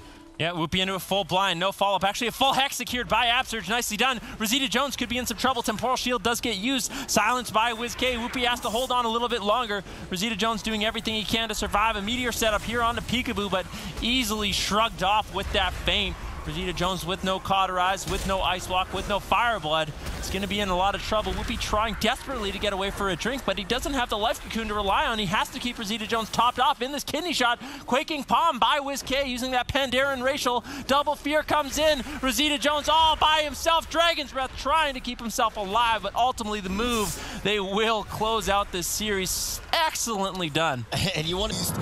Warlock, Resto Shaman. Now this is the group therapy comp that we saw from Europe back in last week. So this is also a very, very strong in the meta. Let's see how they do. Let's see what Sheepy Boy can do for this Storm. This is a composition that we loved when we saw it the first time around, but they're going up against one of the top dogs of North America, the Frogs. Yeah, Sheepy Boy, also known as Ozai in this matchup, primarily plays Mage, but actually picked up the Shadow Priest, and I think that's really good for Storm. Gives them some more well-rounded compositions. Metaphor's actually on his Restoration Shaman. It's a nice setup for Storm. Super Frogs, how are they going to handle this? So far, good pressure onto Sheepy Boy. Interrupt on Maldiva, and I think it's likely Super Frogs are just going to try to take control of this game, really limit the amount of damage Maldiva is able to do with large crowd control change on Metaphor, force out cooldowns from Sheepy Boy, and I kind of feel like Storm's going to struggle to find pressure, and at least a little bit later on in the game. Beautiful setup here by Wealthy Man, getting an extended crowd control chain and pulling 2 defensive cooldowns from the team of Storm in one singular push. push, but now Wealthy Man is overextended. Maldiva looks to punish. Nope. Immediately, Wealthy Man going back to that corner, knowing exactly where to position against the Destruction Warlock. Snuts is now the overextended player of the team. Let's see how he deals with this. Counterspell from Wealthy Man is going to back up Snuts, denying some Chaos Bolts for now. Snuts is ramping up, looking to go for a Vendetta play here shortly. Wealthy Man blinking into center field, looking for some defensive polymorphs onto Maldiva. Gets shut down by a Fear. Now Cubsy instead jumping into the battle. Both Wealthy Man and Cubsy chasing down Metaphors for crowd control. They get denied.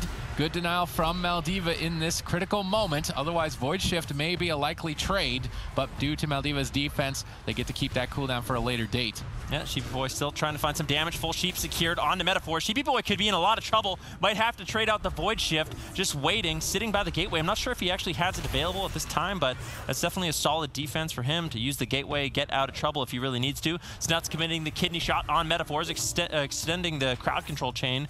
There's the Void Shift on the Metaphors before he goes into the Cyclone, but because he's diminishing returns on the stun, Metaphors, he's not going to be too afraid of actually getting swapped to in this situation. Sheepy Boy still low. Dispersion has just a few seconds left. Earthen Shield Totem gets dropped out. Both members from Storm are low at this time. Maldiva trying to find some pressure for his team, manages to land a Fear on Cubsy, but there has just been no damage from Storm in this matchup. No counter pressure whatsoever. Snuts now sees an opening, goes after Metaphors in a swap, trying to take him down. Pre-Ghost Wolf appears to be enough for Metaphors to survive through the stun lock with the Astral Shift. Good defense on his part to stay in the fight. Now blinded. Is he going to make the trade? Yes, he is. Gladiator's Medallion is now out of the way, and that's an opening for the Super Frogs to leap all over. Will they take it moving forward is the question. Maldiva finally getting some counter pressure here. Chaos Bolts gets denied. Good defense by Wealthy Man. Now securing polymorphs. Sheepy Boy in a 3-on-1 trades out Dispersion to stay alive throughout this attack, but even still, the crowd control is endless. There is no more defense if they can't access Metaphors. Now he's out of crowd control and has that Spirit Link Totem if necessary. It looks like Fade should be enough. Now a Cyclone at low health, making it awkward for the team of Storm to stabilize and maybe creating an opening for Wealthy Man to move forward. I definitely think the Super Frogs have been in a commanding position as Storm look to find their footing. Yeah, interrupt on Maldiva, kick on Sheepy Boy, kidney shot on Sheepy Boy, full Sheep on Metaphors. Super Frogs just has complete control of this game. Sheepy Boy all alone in this matchup. Metaphors does have the Spirit Link. They need to buy him enough time to actually get it off. Drops out the Earthen Shield Totem. Is it going to be enough to keep him alive with the Vampiric Embrace? I think it's going to be. And Gladiator Safeguard. That's enough defense for Sheepy Boy to stay alive. And it looks like Metaphors will be able to hold on to that precious Spirit Link Totem. Interrupt now onto Cubsy, as once again Maldiva's trying to find some pressure, but there's just been so much control from Super Frogs. He's just been really struggling. Cubsy at some point might actually have to try to sneak away for his drink. All these defensive Cyclones are costing his mana quite a bit. Kidney shot, Smoke Bomb on Sheepy Boy. Are they going to be able to take him down? Full Sheep once again secured onto Metaphor. Sheepy Boy might have to go for a Massive Spell play here, but opting not to just yet, wanting to fake out the counter spell. Just not enough damage for Super Frogs to close it out. Yep, just not enough damage left to finish the match. However, Wealthy Man does have Icy Veins available, so they will retreat back, look for a reset, then make a big push. Maybe a potential swap to Metaphors, try and force him to use the Gladiator's Medallion in a blind play. Doesn't appear to be the case. Instead, just going for an attack onto the Shadow Priest, trying to burst him down. Maybe a Blink counterspell. Wealthy Man has been lining up polymorphs from across the map with double Blink in to secure crowd control. He's definitely been a playmaker in game number 1 against a composition that is typically challenging as a mage to actually secure crowd control against. He's been able to find tons of opportunities. Blinking in once again, getting a full polymorph, counterspelling the Shadow Priest, denying Dispersion for a few seconds. Thankfully, the Shadow Priest is running that Dwarf racial, I do believe, so was able to remove a lot of that damage over time effects, but still ultimately has to trade Dispersion, putting Storm further behind. Yeah, kidney shot on Sheepy Boy. It's not over yet. Metaphor still trying to top him off. Gets caught into a DR polymorph, into a full Cyclone by Cubsy. Beautiful control from Super Frogs. Polymorph on Maldiva. 3-on-1 situation. Spirit Link Totem gets dropped out there by Metaphors. The last line of defense to keep Sheepy Boy alive. And now Maldiva, he's going to have to do work in order to keep his teammates up. Fear on Cubsy, looking for some counter pressure on Wealthy Man. He denies with the Temporal Shield. Snuts has Cloak of Shadows as well. Not too many openings here for Storm.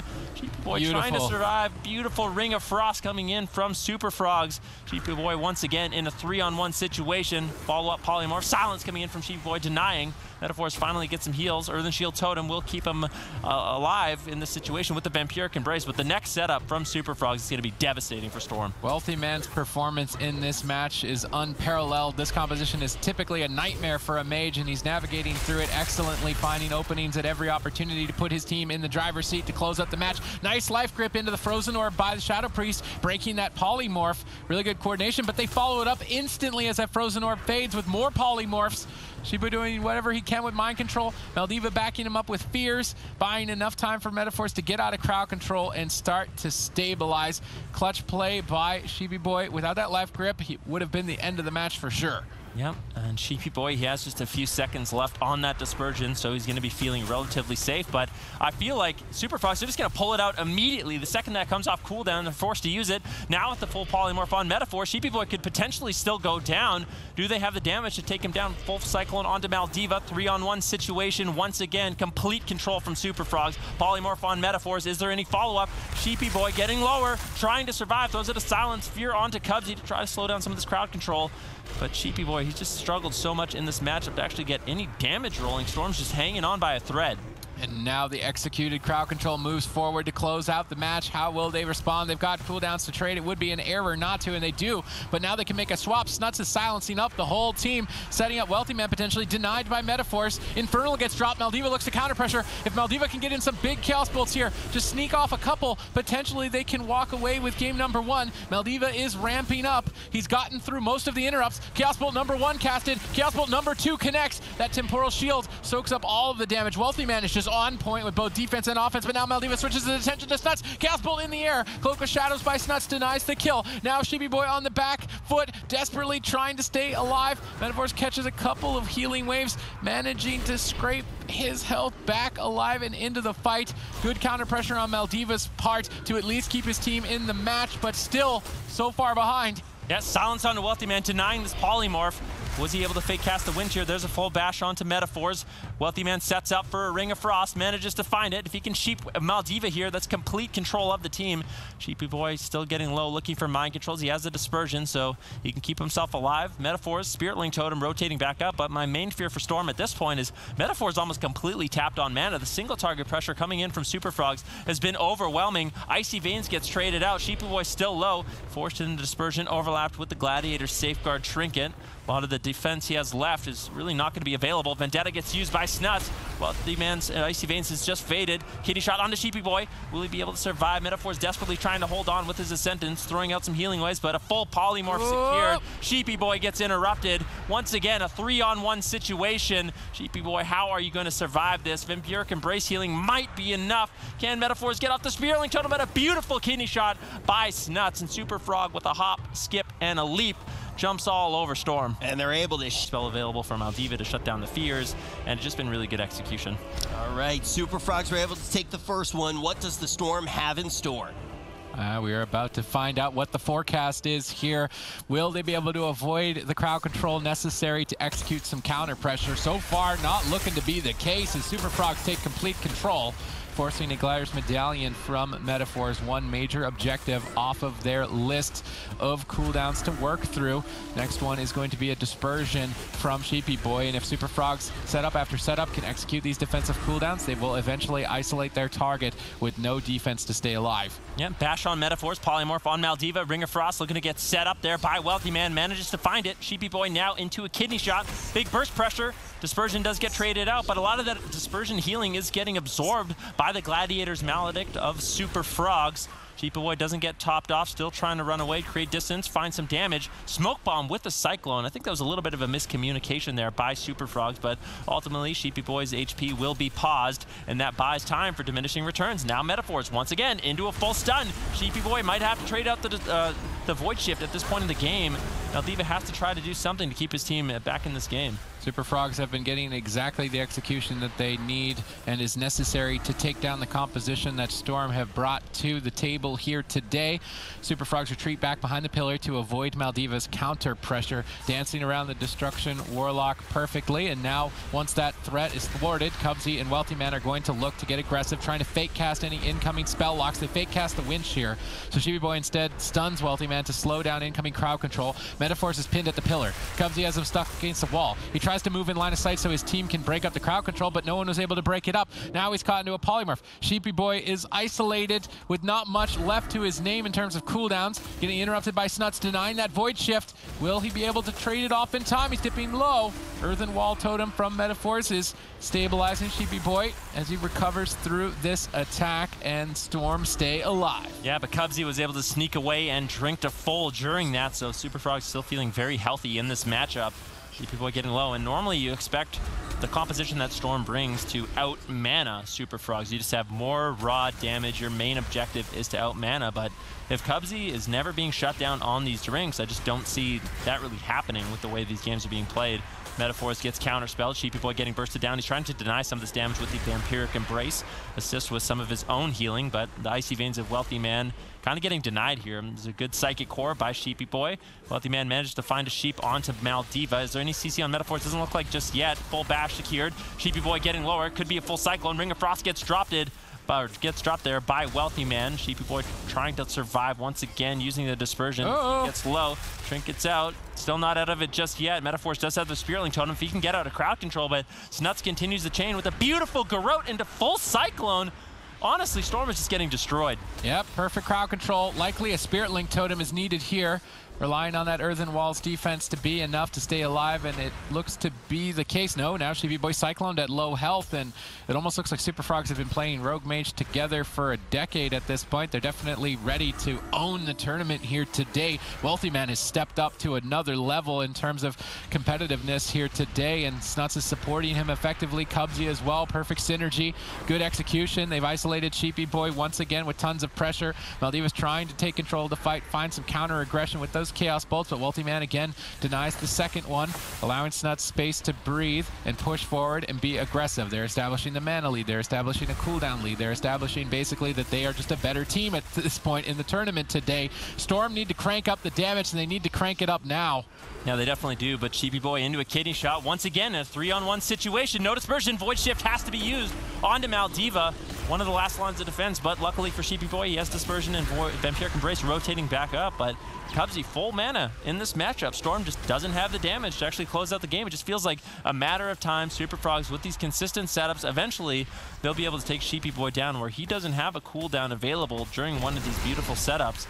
I don't know what Storm has to do, but it's got to be something, and it's got to be something fast. Yep, here we go. They've stabilized. They've traded for that Glider's Medallion on Blind. Fair trade on Metaphor's part, but now he needs to avoid Polymorph at all costs. He blinks into the Smoke Bomb, tries to avoid the interrupt. Grounding Totem denies it for now. Wind Shear breaks up the chain, but now there's no denial left for Metaphors. He's Frost Nova'd, able to get out of it. Now Polymorph is being casted. Who has the stop? Wealthy Man's trying to fake cast an incoming spell lock. He secures the polymorph. Sheepy Boy doesn't have much. He fades. He runs into the corner to line of sight Wealthy Man, but Wealthy Man is still right next to him. The polymorphs are not stopping. Cubsy's in position to get Cyclones. It's a 3-on-1. Sheepy Boy cannot do anything in this exchange as Superfrogs close out game 2. I'm no weatherman, but it is nothing but clear skies. The Superfrogs are on a holiday. Tweaks will allow them to at least make it to a game 4. Yeah, in the last two games, we really saw Wealthy Man and Cubsy, how much synergy these two have. What we need to see in this game is how much synergy Metaphors and Sheepy Boy have. Sheepy Boy being a new addition to the roster. Is he going to synergize well with Metaphors? They have to get crowd control together, have long CC chains if they actually want to end up closing out the game. I think in the long term, it's a smart decision to try and bring Rogue Mage onto their roster, but bringing it here maybe for the first time in the tournament, facing down the Superfrogs with Cubsy and Wealthy Man's Mage Druid synergy over multiple years, and of course Snuts, the multi-classing master to back them up. I'm not sure if it's going to work out for them. They appear to be attacking Metaphors, and I'm going to take a double check to make sure if he's running that balance affinity. That is typically what you see. No, he's actually running Guardian affinity, so it is unlikely that Metaphors will be taken down in this specific match. I am expecting that Snuts is anticipating a balance affinity, and this is why he's going after Metaphors, but he is not going to be able to find a kill due to the Guardian affinity. Yeah, well, we've talked about Arcane Mage and how much damage it's able to deal, and potentially what their best strategy is to just try to CC up Sheepy Boy in this game, CC Nesper, have that Mage Druid control, train down Metaphors, and try to find these windows of opportunity. So far, though, Metaphors has been dealing with it quite well. He still has a renewal.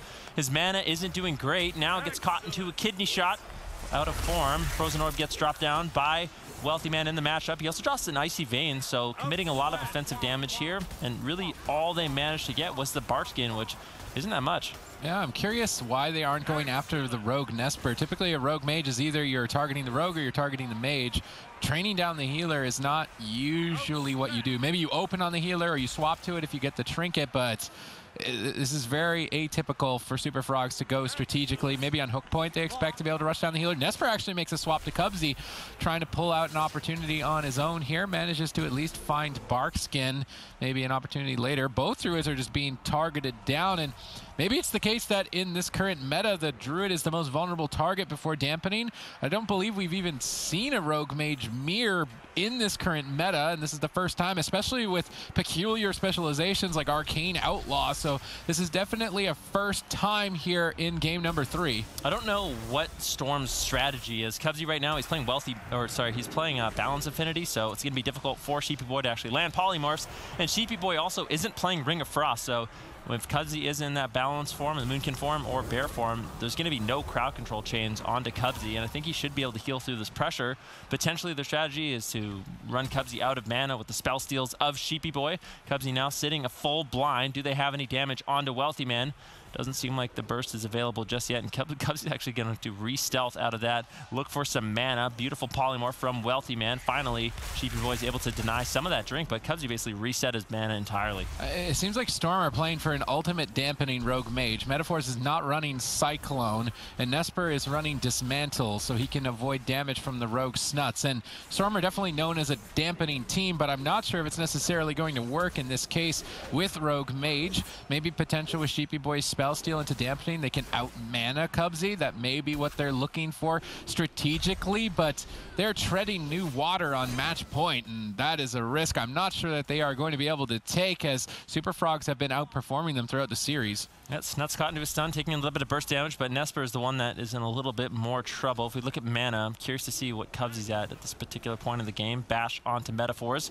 Wealthy Man looking for some crowd control. Unfortunately isn't able to find it. Cubsy backs him up with a full Cyclone. Nesper now getting low. Dismantle Snuts, avoiding some of that rogue damage, but Wealthy Man still able to put out a little pressure. Sheepy Boy denies with Polymorph. Nesper now still sitting on his Trinket, as well as his Cloak of Shadows and Evasion, or sorry, his Cloak of Shadows and Vanish, so he should be able to survive. He has a lot of defensives to rotate through, and both teams right now don't have that great of an offense. There's not a lot of openings. Both of them are going to be looking for windows of opportunity. Yeah, moving forward, Nesper is now vulnerability. Metaphors has no Gladiator's Medallion. Definitely crowd control opportunities for Super Frogs. They've got big powerhouse cooldowns with Icy Veins and Vendetta. So let's see if the Super Frogs can execute on this and close out the match. They don't manage to snag a polymorph onto Metaphors. That would have been critical in finding a kill. It got stalled out just long enough for Ironbark to be connected to Nesper and deny a lot of incoming damage. Mana is not looking too good for Metaphors on the side of Storm, which is what I'm imagining is what they were trying to play for. Now Snuts gets stunned up as they've crowd controlled Cubsy. Metaphors is trying to restabilize his mana pool, whilst Storm is crowd controlling the enemy team, so giving up a bit of an aggressive position to regenerate mana and get a lead in that regard, moving toward dampening. Nesper now getting bursted down by the Super Frogs. Has Cloak of Shadows. There's the Dismantle. This is an honor talent for Outlaw Rogues, which can take the weapon away from a melee class and prevent Snuts from dealing damage. Effectively used there to deny a kill. Yep, Wealthy Man going to be able to survive off the back of that Ironbark coming in from Cubsy. We're now at dampening. And with the way this matchup's playing out, it's looking like dampening is going to be a requirement to actually close it out. Everyone's kind of sitting on their defensive cooldowns. There hasn't been that much pressure. These Restoration Druid swaps have been the most pressure we have seen so far, but there's been really no commitments. I mean, no one's been in a situation where they don't have Trinket, Barkskin, and Ironbark to deal with one of these swaps, and they've been able to stabilize quite easily. One strategy an Outlaw Rogue can bring is a pistol shot stun into a sap. We have not seen Nesper employ that crowd control. Now he's on the back foot as Cubsy initiates an attack. Not able to get a Cyclone. Good denial by Nesper, but Snuts gets the follow-up. Metaphor's forced to Trinket. Nesper still falling behind. Huge damage from Wealthy Man. Now a swap onto Cubsy as Storm tried to pull it together here in potentially the final moments. Nesper holds on by a thread. Dampening is now starting to mount, and looks like Cubsy is just going to be the kill target for Storm. Can they take Cubsy down in dampening before they run out of mana, or before the Super Frogs can set up on them? Smoke Bomb now available, potentially dropped here onto Nesper. No, instead deciding to save it for a later date. Instead just committing raw pressure to try and bait a cooldown from Nesper, who is not falling for that bait.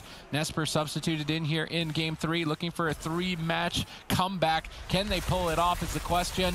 They've gotten a couple of close calls, but overall, I think Super Frogs are dominating. Yep, Sheepy Boy now into a Sheep. Nesper still under pressure, looking for a swap here on Cubsy. Gets caught out of form into the pistol stun. Snuts getting dismantled. Nesper really trying to control up the game with this Outlaw Rogue, but the damage just isn't there yet. And Sheepy Boy's been interrupted by Snuts with a nice off kick. Wealthy Man counterspelled and is getting spam polymorphed, and he really just can't find the damage. Eventually, I feel like the Arcane Mage with his spell steal spam will be significant enough that they can sort of out pressure potentially some of the heal over time effects that Cubsy has available. Nesper actually getting swapped to, forced to use the Cloak of Shadows, getting lower in this matchup. And he manages to stay alive, but that was a nice setup coming in from Super Frogs off the back of that vendetta of Snuts. Metaphors in a Cyclone. Nesper not completely out of it yet, but I think he should be able to survive as long as Metaphor can connect some heals. Yep, good restabilization by the side of Storm, but Cubsy now still has a significant mana lead in that front, and as dampening starts ramping up, the damage isn't going to stop. Nesper locked down by Snuts. Wealthy Man dropping a Comet Storm, looking to burn even more mana from Metaphors. Cubsy pulling back, looking to bait interrupts, but getting caught himself in a polymorph. Finally, some mistakes may be made here, but he was on diminishing return, so there's not much to capitalize off the back of it. There's just so much pressure in favor of the Super Frogs. Maledict's soaking up a lot of incoming healing on Nesper as he's barely holding on. Cyclone at low health. Cubsy with an MVP Cyclone. Cubsy moves across the map. They blind. They have crowd control on the trinket. Metaphors denies it. Nesper stays alive for a few seconds. Cubsy goes for follow-up. Can they just crush through this last remaining defense of Storm? Full polymorph secured. Nesper likely to fall. Super Frogs are asserting dominance here in game number 3 as they need just a tiny bit more damage to push Nesper over the edge. They don't have it, but once again, Cubsy getting a full Cyclone onto Metaphors. Any amount of damage could just close this fight out. Nesper holds on, the Cyclones don't stop. Flurry connects, somehow Nesper is still alive, vanishes out of the fight, forced to defensively blind Snuts, manages to stay alive, but not able to scrape any sort of offense off of it. Yeah, dismantle on Snuts, polymorph now secured on Cubsy, but everyone's full HP for Super Frogs. Nesper now into the kidney shot. Do they have the damage to take him down? Comet Storm gets dropped out by Wealthy Man. Full Cyclone now on the Metaphors. Nesper has to hold on for another 13 seconds if he can. Trying to get some counter pressure here on the Wealthy Man. Cubsy denying it with the Iron Bark. Wealthy Man still pushing in, looking for crowd control with the bash on Metaphors. Can Wealthy Man get anything done? Unfortunately not. DR Cyclone now onto Metaphors. Full polymorph secured by Metaphors, or by Wealthy Man onto Metaphors. And now Nesper, I don't think he can survive this one. If he can get out of the stun, he actually has Cloak of Shadows and Feint. Maybe he can kite and survive once again. Beautiful setup from Super Frogs, but they just cannot seal the deal. Nesper just refuses to die on match point, but they have to do more than just not die. They need to get pressure for the team. Nesper pushes forward to find the kill, dismantles Snuts to deny some counter aggression, but this was not the Vendetta. As soon as that dismantle fades, Snuts can pull the trigger. Now he's stunned up before the Vendetta. Cubsy's launching Star Surges in. Snuts is looking to close this fight. Metaphors doesn't have a lot of mana to heal through this next Vendetta. It could easily just be goodnight. Cubsy getting sapped there by Nesper. Maybe an opportunity. There's just no damage. Vendetta gets committed. Snuts is looking to close this fight out at 30% dampening. Cubsy Cyclones the Iron Bark defense activated by Metaphors, denying his heals. Cyclone again. Cubsy moves across the map to look to close. Bashes up Metaphors, looking for a Cyclone and a polymorph at the same time, but he gets denied. Double denial. No, the polymorph does land. Trinket is forced. Nesper on the run once again, but a full blind with no trinket. How do you survive, Nesper? How do you do it? Dismantle onto Peekaboo. Blind onto Wealthy Man. I'm surprised not to see him ice block it off, but he's not going for it. Nesper holds on for a few more seconds, catches a Swift Mend. He just refuses to die. Yeah, Nesper's still low. Metaphors, you have to top him off. Cubsy freezes his HP with a beautiful Cyclone. What is Metaphors going to do? Can they extend the chain? We'll have to see Cubsy in position, looking for a Cyclone. Full polymorph snuck in there by Wealthy Man. Bit of a misplay there by Metaphors, and now Nesper, I still don't know how he's alive in this situation. They need to get crowd control on Metaphors with Kleptomania from Wealthy Man and save up some burst damage. They just haven't been able to put that together just yet. There's a Kleptomania. Metaphors completely out of mana, and it seems like Super Frogs, with this pressure, they're just mana burning Metaphors at this point. He just doesn't really have much gas left in the tank to keep Metaphors alive. Another beautiful Cyclone from Cubsy. Is there anything on Metaphors? Metaphors actually trying to sneak away for a drink. Nesper's going to be tanking a lot of this damage. He's going to be relying on a Vanish play, but if he gets stunned, this is going to be really dangerous. I mean, at any point he could fall. Dismantle denies Kidney Shot for a couple of seconds, but there's no mana to use during these seconds. One Swift Mend, maybe that stabilizes. Cloak of Shadows aggressively by Snuts to try and close this match. He's fed up. He's had enough. Die, Nesper, die, says Snuts, but even still, Nesper refuses to go down, able to escape the smoke bomb, potentially get to safety with his team back at the pillar, but there's nowhere safe. There's nowhere you can go. You've got no mana left. All that's left is to kill, but he's just lower on health. There's nothing left. Nesper should fall here. Surely he's going to fall here at 41% dampening. Ironbark, Innervate. Metaphor's healing is free. Maybe he can catch a couple of big heals on a Nesper. He's afraid to cast. He doesn't want to get counterspell, but he doesn't have enough healing to heal through it without casting, and ultimately Nesper will fall on match point. Super Frogs at BlizzCon, but the rejects are going to be very tough competition. We're going to see Sea-Doo staying on the Shaman. It's Rubcub who is going to flex and bring out that Druid. Let's see who's able to take the first game of our series. Yeah, it's very important to be able to expand your branches onto the Druid healer in this particular meta, as they are one of the strongest healers in general and can extend matches for quite some time. The rejects, though, have stolen this composition from Europe's meta, although they were playing Windwalker Mage. Not necessarily, do I think, at the same caliber of the European teams that we saw with Maro and Blizzo. So let's see if North America can step up to the plate here in game number 1. Yep, Seth Curry is actually playing the same build we saw from Zach earlier on in the day, where he's playing Tiger Eye Brew with the Serenity. So that makes me think they want to try to one-shot Mez. If Anti-Magic Shell isn't available for Mez, Seth Curry is going to be able to do a tremendous amount of damage. So we'll have to look out for those one-shots during the game if the rejects can set it up properly. Sea-Doo getting interrupted. And we kind of talked about it earlier. Method Orange, they have to be feeling very comfortable with this particular meta. When you think about them, you think about these Cleave setups like the Death Knight, Demon Hunter, or adding in a Windwalker Monk, or double Demon Hunter with the Resto Shaman. And they're very comfortable with these compositions, and that's what happens to be exceptionally good right now. So Method Orange, definitely in a good spot for success, but the rejects, maybe with this composition, have found the answer to these Cleave setups. We do see Trill pressuring Rubcub with that Mana Rift, looking to make sure that he casts it right after a stun to diminish the mana regeneration of Rubcub. And Trill has been playing with that Mana Rift for probably the better part of a year at this point, so he's definitely the master of making sure that he nails as many of them as possible and as frequently as he can. Another one secured onto Rubcub, and every single Mana Rift is just creating more of an advantage for Method Orange in this fight. Jamili doing his best to avoid Mez on that Arcane Mage, and as we pointed out, trying to attack the Arcane Mage is actually enabling the Arcane Mage a lot more power than it would normally have. Mez now switching his attention to Seth Curry instead, realizing giving chase to the Arcane Mage may not be a worthwhile experience. Actually sending the Raise Abomination after Rubcub to support Trill. Seems to be Abomination is a little bit lost, walking back and forth and not really able to find a target. I don't actually think that cooldown is super effective in this matchup with how much mobility is available on the side of the rejects. I think Mez may want to try and look to switch that talent up later on. Yeah, and Rubcub just getting pressured down so much in this matchup. Trill was one of the first Demon Hunters to popularize that Mana Rift talent, and he definitely has a lot of experience using it, as it was a big reason why they had so much success at last year's BlizzCon. So Method Orange, this strategy is something they're very familiar with, and you can tell. Trill, he's been hunting down Rubcub, burning his mana quite quickly, landing Mana Rift after Mana Rift. Mez could be in a little bit of trouble. Spellsteal spam coming in from Jamili. I'm curious to see the build that he's playing. I'll definitely check it out very shortly to see exactly what he's running in this matchup to optimize his damage. Full polymorph secured onto Sea-Doo. Mez on 60% health. Do they have any follow-up damage? Sea-Doo should be able to top him off, or at least keep him stable without any dampening.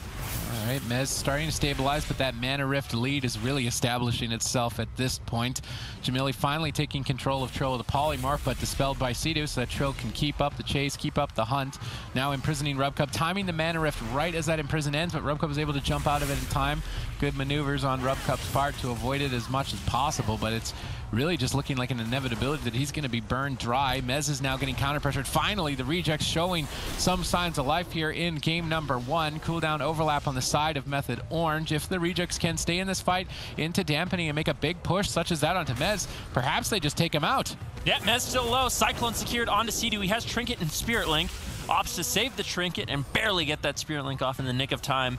Mez manages to survive, but the Rejects, they've been having a lot of pressure in this matchup so far. I think with Trill just hunting down Rubcub, it's going to not be looking great for Method Orange until Rubcub is completely tapped on mana, and at that point, that's when Method Orange really will secure the lead. They really have to hold on a little bit longer, but Mez left all alone does have the anti-magic shell opting to activate it just now. Surviving, leg sweep now onto Mez. Sea-Doo with his Aura Mastery should be able to get the casted heals off to keep himself up. Jamili just relentless with that spell steal spam in this matchup, removing all the Riptides, Earth Shield, Earthen Shield Totem, and basically everything he can to prevent Sea-Doo from actually getting heals up on Mez. All right, Mez is stabilized. Trill still on the hunt for the rest of Rubcub's mana. I'm curious to see if he can time that mana rift at the end of his imprison. Looks like Rubcub was once again able to wild charge away from it, avoiding another attempt at his mana bar. Good awareness on Rubcub's part to keep making these quick getaways and avoid it as much as possible, but ultimately I think that the lead has established itself. If Sea-Doo can keep Mez alive for the next 2 crowd control attempts, then all of his defensive lineup will rotate and be available. Trill sort of needs to get back to his team. He wants to keep burning down the mana, but at the same time, Darkness is the only defense really left for Mez, and Trill needs to be in range to activate that. Actually just trying to solo Rubcub here as Dampening has just begun. Popping that Metamorphosis, now immediately coming back to save the crowd control of Sea-Doo. Reverse magic, and then Trill just double jumping, back flipping across the map to deny Rubcub from finding a drink. Trill all over the map, accomplishing both defense and offense perfectly.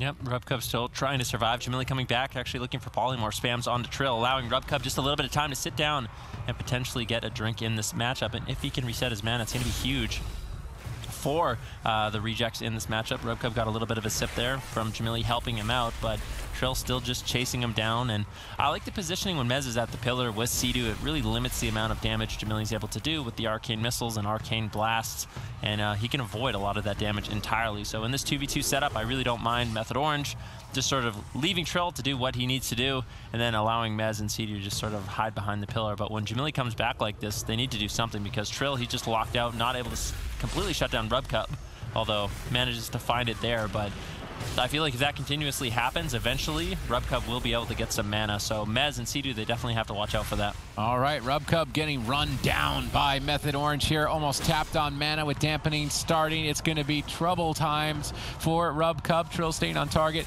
Mez forced to split off. He can't keep up the chase. Seth Curry is doing a great job backing up Rubcub in that regard. There have been a couple of close calls for Mez throughout this fight, but now most of his defense has rotated back and is available again. So those openings are basically lost for the Rejects, and the mana lead still establishes itself here at 11%. Dampening. Seth Curry now peeling Trill off of his healer Rubcub, trying to snare him up and deny the reconnect, but ultimately not able to. It is probably the most difficult thing in the game to keep a Demon Hunter from attacking your healer. Jamili is now trying to assist with Polymorphs, managing to at least stall Trill for a couple of seconds, but now Mez is on target, really leading the charge, but overextending, has to trade out defensive cooldowns. Overlapped, Ring of Peace denies the Darkness. He is able to get back into it. Perfect cooldown usage by Mez, immuning that knockback of the Ring of Peace and getting back into the defense, but ultimately they still Trinket and Spirit Link Totem. All 3 major defensive cooldowns for Method Orange blown in one attack. That was a bit of a panic there for Method Orange. I feel like they overused just a little bit. Seth Curry now in a very vulnerable position. No Touch of Karma, no Diffuse Magic, no nothing. If they can stay on target, Rubcub completely and this is where Method Orange really has the advantage. Seth Curry gets gripped behind the pillar. If Mez and Trill can connect, I think Seth Curry ultimately goes down. He's going to have to play a beautiful game kiting in order to survive this. Ports into the midfield. Rubcub sitting down for a drink. This is such a risky maneuver from the Rejects. Seth Curry could ultimately fall. He gets interrupted, still kiting away. Rubcub wasn't able to sit down for a drink at all. Seth Curry trying to buy a little bit more time with the Turbo Fist, Fists of Fury parry, still kiting away, but it is so difficult to get away from a Death Knight as well as a Demon Hunter, and Method Orange claims game number 1. Sticking to their strategy, it's just too much for the Rejects to handle. He was able to get that quest line done as well, even though he's not on live. So Jamili, an absolute expert mage. He is going to have the pet, though. We can see some of those talent choices right now. If you want to see all of them in detail, you can check the plugin. Method Orange going to be playing one of the compositions that they are most known for, as the Rejects switch some things up, but you still have them on their mains. It's going to be the pressure point of Rubcub right now on the Druid. We don't get to say this very often, but Jamili is already better than Maru in this specific matchup. You see that Water Elemental? it is chucking out damage. You know what Maro didn't do yesterday? Didn't have his water elemental chucking out damage. NA greater region confirmed.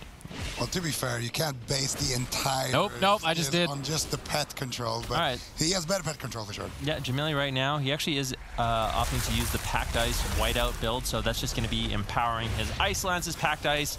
Ice Lance damage deals an additional damage to targets that were recently hit by Frozen Orb, and then Whiteout, Ice Lance deals additional damage and also reduces the cooldown of Frozen Orb. So those two talents, those two Azerite traits synergize quite nicely, and it's going to really allow him to do more damage in this game if he's being targeted down and being limited on the amount of casts he's able to get off. He's also opting to go with Netherwind Armor, so a bit of a defensive PvP talent choice. It's going to reduce the amount he gets critically struck by 15%. And I honestly don't like that much against a non-Windwalker Death Knight. I feel like just a Death Knight, they don't have high enough crit for it to really matter that much, and I don't think it's actually going to be slowing down too much damage. With the strategy that Method Orange are employing, they're creating a situation where it's Trill versus Rubcub. Trill always wins that one-on-one. Then it's Jamili, Seth Curry against Mez and Sidu. Pretty sure the Resto Shaman Death Knight always wins that 2 versus 2. They have to reconvene the positioning. I was wondering if he went Frost, so they were going to target Trill and attack and snare him and prevent him from connecting to Rubcub, but that is not what they are actually trying to do. And Rubcub's just taking huge pressure, falling so far behind on every front here in game number 2. This is the best map for the Rejects. If they can't pull it off here, I don't think they can in general. Yeah, I feel like Method Orange, they are definitely favored in this matchup. The Rejects, I don't know if this composition is necessarily going to work. They need to prevent Trill from being on Rubcub. It's not even dampening. Rubcub's already 25% mana in this matchup, and it's only going to get worse unless Rubcub can sit down for a drink. But Sidu chasing him, there's no damage on Mez right now. He's 100% HP. Jamili trying to create some pressure, but just unable to. Finally, Rubcub sneaks away, looking for a drink. Can Mez shut it down? Trill. Rubcub actually got a little bit of mana there. Things are looking a little bit better for the Rejects. Yeah, they are managing to scramble something together. Rubcub sneaks away from the fight. Trill looking to get around the corner as soon as possible, denies any mana regeneration, confirms another mana rift, tearing even further that huge lead that's establishing itself. Mez trying to stay on target. Seth Curry trying to keep him off of Jamili's back. But as I said, it's a 2 versus 2 that I think goes in favor of Method Orange, and a 1 versus 1 that I think goes in favor of Method Orange. And unless Jamili and Seth Curry change up their targeting to try and switch that situation to be a 3 versus 3 or more favorable setup, I'm not sure if they're going to be able to. Seth Curry is marching his way over to Trill, trying to snare him up and target him down. And it is typically seen as the Demon Hunter is the target before dampening, and then deeper into dampening you make a switch to the Death Knight. So I would like to see the Rejects change their targets. What I want to see in this matchup, I think this is the best strategy the Rejects could possibly have. With Trill being so far away, Rubcub crowd controls Trill, and then Seth Curry goes, he incapacitates Sidu, and they just do a one-shot on him with Serenity and Legs. We've tried to delete Sidu out of the game. He's playing Dwarf, so he doesn't have the reduction on those stuns, and I think if Jamili saves his Frozen Orb, his Comet Storm, his Ice Nova, a lot of instant cast damage, they can just take Sidu out quite quickly, and the only thing that could potentially save him is Trill's Darkness, and if Trill's just caught on the other side of the map, I think Sidu would be in a lot of trouble, but they're just going after Mez, and they just aren't getting anything done. Mez hasn't been scared once this entire game. Serenity gets used by Seth Curry. Once again, he is running the Tiger Eye Brew, but if Mez can use the anti-magic shell, he just completely negates all damage taken from Seth Curry and Jamili, especially while Tiger Eye Brew is active. Yeah, it's going to be really difficult. Seth Curry trades, they overlap, and the Rejects are falling behind not only on mana, but as well as defensive cooldowns. They've created some pressure here on Mez, managing to bank Icebound Fortitude at least. That's one major objective that they've gotten out of the way to at least keep themselves alive here in game number 2. But these mana rifts are just a ticking time bomb that is eventually going to eradicate the mana of Rubcub. He's on the run, looking to get a lot of distance. He's getting back up by Seth Curry. You see that Ghoul and Sidu crossing the map. Sidu gets Ring of Peace away. Seth Curry doing anything that he can to deny the reconnect on Rubcub's drink, but wasn't able to stall it. And now Rubcub is just totally tapped. Jamili's health is starting to falter, and Method Orange have a clear lead. Yeah, a clear lead in this matchup indeed. There's been no pressure on Method Orange in this matchup so far. Jamili falling behind, could be his first ice block of the game. Rubcub still trying to sneak away. Trill gets Frost Nova'd. Nicely done there by the Rejects. They might have bought Rubcub enough time to actually get some drinks, but Mez manages to find the Death and Decay, that orange circle on the ground, that red circle on the ground. It's an area of effect spell Mez can use, and it's really good at shutting down these drinks. All 3 members of Method Orange have just been on point, very focused on making sure Rubcub can never drink. Yeah, most certainly is the case, and that needs to be their objective. If Rubcub at any point, such as the one right now, can get away, drop combat, and regenerate mana, Mez's Ghoul is not able to get over there fast enough. Now counter pressure as well towards Mez. How much did you get, Rubcub? Well, I guess you didn't get any. That's a little bit unfortunate. Now he's dashing across the map again, trying to escape Trill and sit down. All he wants to do is get one sip, one drink, but he just can't get one drink here. Mez finally still getting pressured. Maybe Jamili and Seth Curry can carry the team in that 2-on-2 against Mez and Sidhu. Trill now pulls back to assist. He has Darkness ready and waiting to make the trade if necessary to survive. But while he pulls back to assist the team, Rubcub tries to sneak away. He can't, though. Jamili's getting pressured. He's forced into the ice block, and just more and more it is the case that Method Orange have this game under control. Yeah, Jamili, no ice blocks left. Caught in the stun, activates the Temporal Shield. Can't see to remove it. Doesn't look like he's going for the purges just yet. Now Rubcub still completely out of mana. Doesn't have much left to keep Jamili alive. And Trill now changes his focus onto Jamili. He knows Rubcub completely tapped on mana. There is just no way he can keep Jamili up. Jamili gets gripped over to Mez, and it is just a matter of time before he falls. And ultimately, will Ironbark might keep him alive? Potentially, but Rubcub just with no mana left. There's no way he can heal Jamili up. And Method Orange, once again, perfect execution of their strategy. Only see that weakness, but truly reveal it. Trill on that Demon Hunter trying to close this one out. All right, ladies and gentlemen, match point in the upper bracket. Method Orange are asserting dominance here as the Rejects desperately try to pull something together, but it does not seem to be like they have an answer for this tyrannical composition that Method Orange have brought to the competition. With this Mana Rift strategy, Trill completely burns Rubcub out of the match. Mez keeps up the onslaught and pressure in 2 places, and then Sidhu, of course, keeping everybody alive and maintaining a significant mana lead throughout. It's up to the Rejects to try and find opportunity here. They're on match point. If they lose this, they go down to the lower bracket, and that is a very deadly lower bracket. Rubcub already getting pressured, and Method Orange are playing a lot more aggressive here in game 3 as they've got such a massive lead. I can't blame them. Yeah, they already got Touch of Karma as well, and we see Method Orange, they like to switch it up. Do they go for the all-in? Are they playing a more conservative strategy? In this match, they are going all in onto Rubcub. How is he going to survive? He has no trinket. Safeguard gets shredded through. No Ironbark, no Barkskin. His team has to keep him alive. He dashes behind the pillar. Regrow spam comes in, but Trill with the hero stun coming out of nowhere. Rubcub's still barely holding on, but Mez can't reconnect and interrupt onto Rubcub, but Bash immediately onto Trill will keep him alive. Now imprisoned at low health. Mez, I would have liked to see Mez at least marching his way over here. I know it's not that easy to move on a Death Knight, but I guess he's just fine and happy hitting Seth Curry on the opposite side of the map. And he is building at least decent pressure, but Icebound Fortitude was traded, so maybe the defense starting to crack here for Method Orange. They're playing a lot more assertive here, and they've got room to breathe. They can just try and strangle this out right away if they want to, because even if they lose this, they still got 2 maps, and they can pick the smallest ones in the pool. And Rubcub can't drink on the biggest map. He's not drinking on the smallest one, so it's unsurprising to me to see Method Orange try and play more aggressive here on Ashamain Fall and just close it out. Yeah, definitely, and Jamili on the Arcane Mage has been able to do a little bit more in this matchup. On the Frost Mage, you really struggled to find pressure in that last game, so you really can't blame him. Wants the extra mobility. He actually is opting into Ring of Frost this game instead of Chrono Shift, so potentially wants to drop out the Ring of Frost to allow Rubcub to escape Trill a little bit longer when they cross the map, but getting a full Ring of Frost onto Sidhu. Now Rubcub once again trying to escape. You can see the Rejects, they have good control, but Method Orange in hot pursuit. Rubcub still not able to find any mana in this matchup. Is he drinking? No, just can't get out of combat. Method Orange, their synergy with this composition, with the strategy, it just is.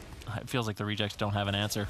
Sidhu even just casting hexes, really trying to disrupt the team and just push Rubcub over the edge. Ring of Peace not able to entirely protect Rubcub. He is just immediately going to have to start kiting. He's traded a lot of his defense, gets gripped back into the fight, lands a double dispel on both Maledicts, though well timed on his part, but now imprisoned on his Tiger Dash, unable to escape. Mez, though, being counter pressured, and I pointed that out as a point of weakness earlier, that Icebound Fortitude isn't available.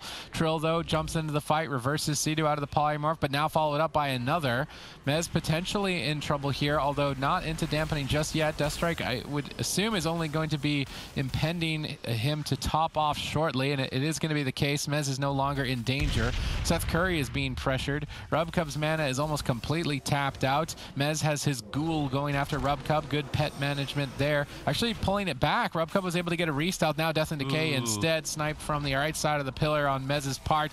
Another drink denial for Method Orange, and if Rubcub cannot get a drink, he is simply going to run dry, wither up, and dissipate from the upper bracket. Yep, unfortunately for Rubcub in this matchup, it's just been so difficult for him. Once again, Jamili trying to back him up, allow him to escape, but there's just no counter pressure on Method Orange. The only time they get any damage rolling is with Serenity, but that just hasn't been enough to even be close to taking Mez down. Method Orange has all the defensive cooldowns. Rubcub trying to survive with an Innervate, gets dispelled there by Trill immediately. Bad luck for Rubcub, unfortunately. Now he's going to be denied on all of that free healing. All right, perfect timing there on the part of Method Orange, and I mean, at this point, if you're Rubcub, seriously, what do? You've got no mana. There's a ghoul, there's a demon hunter chasing you. You're just running laps around the arena. Your teammates are just inevitably dying. I mean, this is such a grim place to be in. As the rejects, they tried to take the composition from Europe and play it more effectively, but Method Orange have just the perfect strategy and great execution, trying to take this large map and play it into their own favor by playing overly aggressive. They can afford to because they're 2 up in the series anyway. Rubcub just on the retreat. Can he finally get away? I'm whispering so that the enemy team doesn't hear where he is. Is he going to be able to sit down and get a drink? Oh, Mez might stop it. No mana. Yep, no mana left for Rubcub. Now Seth Curry getting targeted down. And this is the win condition for Method Orange. Rubcub, no mana left. Seth Curry getting low. He has no heals. He has no backup from his team. There's just simply no mana to keep him alive. Ironbark deflects some of that damage incoming. Seth Curry spamming out the Vivifies. He's the only one left with a resource that can actually top himself off. Rubcub gets denied on the drink once again, and this is the problem for the rejects. Basically, they need dampening to kill Mez and Trill. It's just a fact. Mez and Trill aren't going to go down before dampening, except if a miracle is somehow pulled off. And with the way Method Orange is playing it, they're just out of mana way before dampening, way before they can actually go down on these hero classes. And Rubcub still trying to sneak away for drink, unfortunately not able to find it. Yeah, and I mean, ultimately, that's the name of the game. He has no mana left to his name, and it's more of the same. Will he be able to get away? I do not think so, and I'm sure that Rubcub is feeling rather lame. Is he going to be able to escape? Can he untame? We're about to find out here shortly, but Seth Curry is being pressured. Has touch of karma to make the trade if he needs to, and manages to pull it out just in time to stay alive. Rubcub still just running on the outskirts of the map, trying to find any opportunity, but Method Orange are consistently all over him and totally denying that drink. Once again, sneaking around the corner, but Sea-Doo on one side, Trill on the other. Mana Rift more than certainly going to be confirming the end of the match here shortly, as there is no defense left for Seth Curry. Mez can just lead the charge with damage onto him, while Trill keeps up the chase to burn down the remaining mana of Rubcub. Polymorph snagged in here on a Sea-Doo. Reverse Magic is going to remove that. Rubcub making a getaway. Is anyone going to be able to get here in time? Sea-Doo, are you going to snipe it? Rubcub is going to be so mad at this point. Seth Curry now with not much left to stay alive. Rubcub just cannot catch a break in this series. He just needs a couple seconds, a 5-minute water break, but he just can't get it. And Seth Curry is ultimately going to be taken down. He's trying to Fist of Fury, the Turbo Fist, parrying the attacks to stay alive in these final seconds, but it's just an inevitability as Trill moves in and closes it out 3-0. Another 3-0 Method Orange on an absolute... Not going to be the case, though.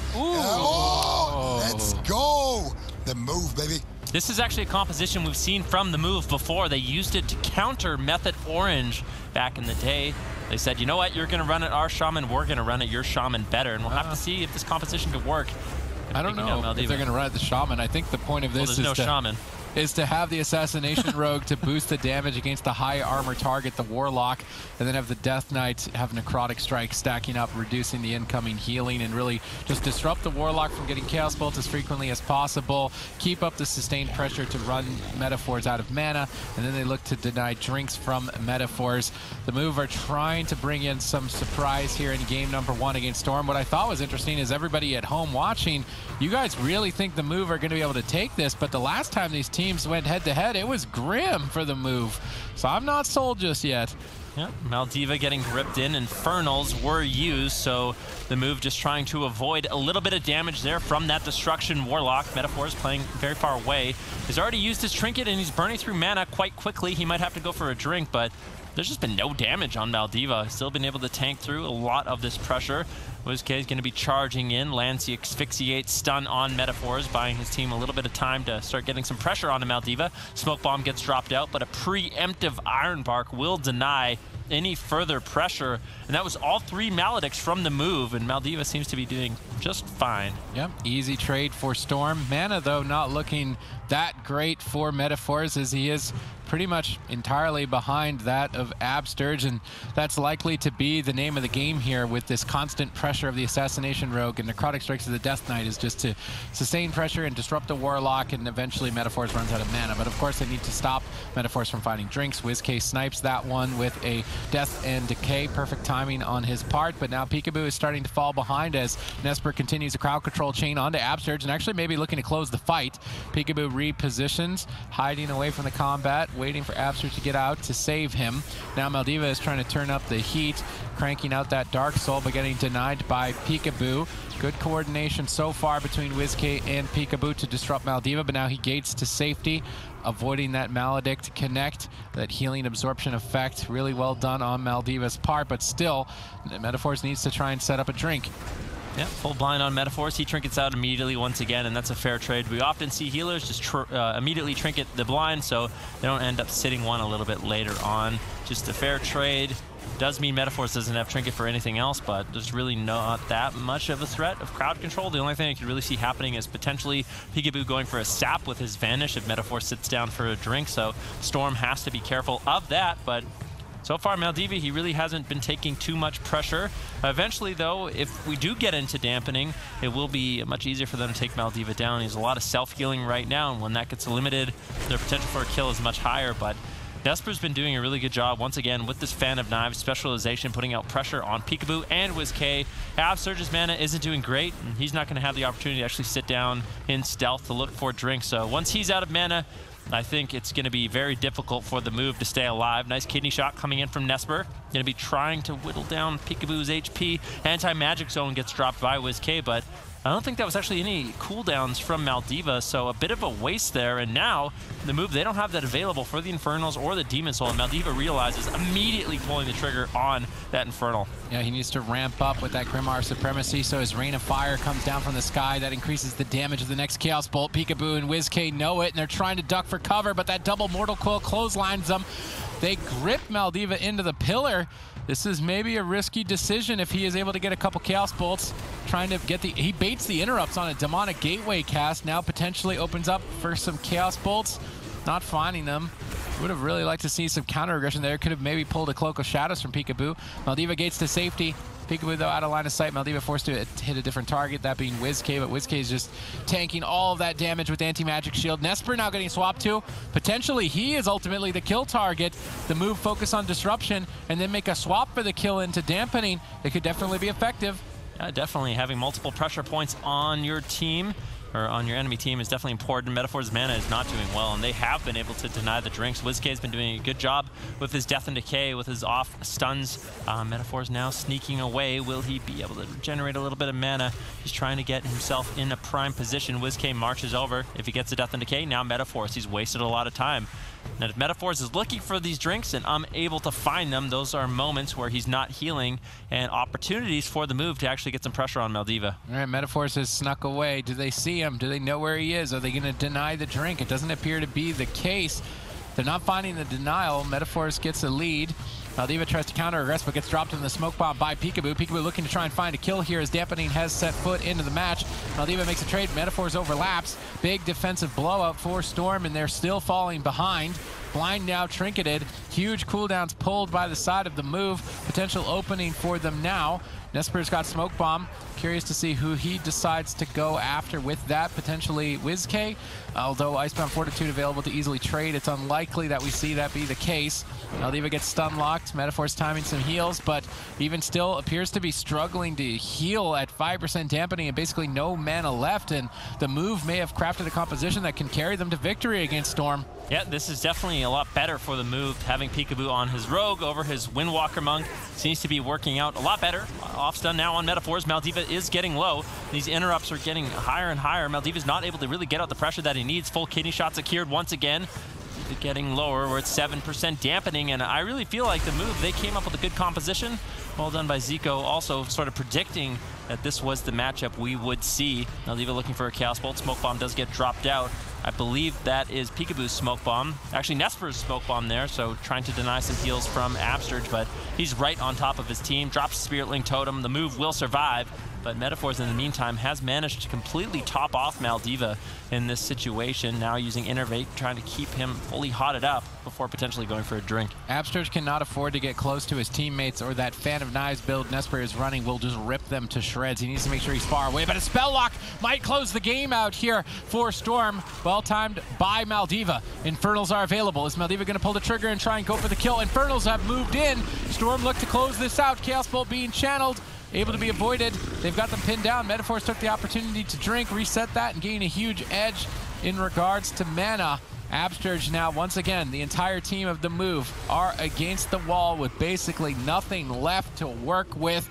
Can they manage to pull it off? They need a top performance here. They need more points if they want to qualify to the spring finals, but they're just battling against the meta, and time again, they fall short despite their best efforts. They've got one opportunity left in the lower bracket to stay alive, but it's not looking good.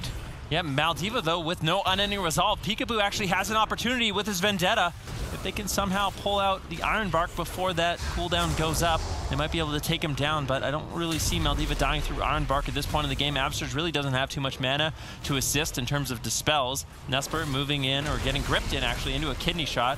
Now Nesper could potentially be a good target here for the move, but with Vanish and Cloak of Shadows, he can get out of jail basically anytime he wants. Fan of Knives just ripping into all three members of the move. Peekaboo rotting down lower now. The move realizing they have to do something. They have to push in. Metaphors trinkets out of blind. Looking for some damage onto Maldiva once again, but it is WizK that is in trouble. Maldiva looking for some immolates, gets caught into the kidney shot, and the move just forced defensive once again behind the pillar, and this is looking kind of hopeless for them. I mean, it's been looking hopeless for them this entire season, but they've still managed to at least keep some points accrued to their names. Maybe they can kill Nesper in a stun lock. Do they have enough damage to push him over the edge? No, and now they are stacked up. Nesper says, hello, Fan of Knives, and he's going to be maybe working towards a triple kill here shortly. WizK drops an anti-magic zone to try and protect the team, but they're still just clumped up together. Perfect for Nesper to deal out devastating damage. Metaphors with a commanding lead in terms of mana. Perfect positioning. There's no sign of weakness on the side of Storm.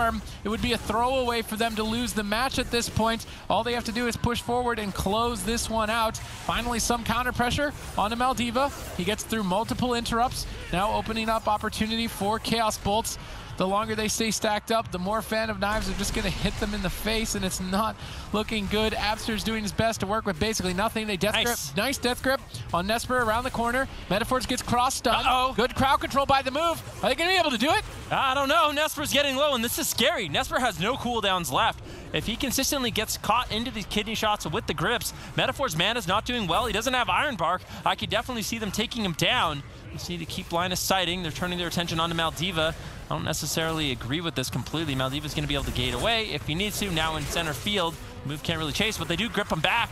Now Maldiva, once again, a prime target. Metaphors with his Innervate is able to keep up those expensive heals and keep his team rolling, but at 30% dampening, this Assassination Rogue and this Death Knight, their damage becomes significant on this Destruction Warlock. Yeah, and they're hitting two targets at once with both pressure on Maldiva and Nesper. It could be an opportunity for the move to stay in the fight. Vendetta available.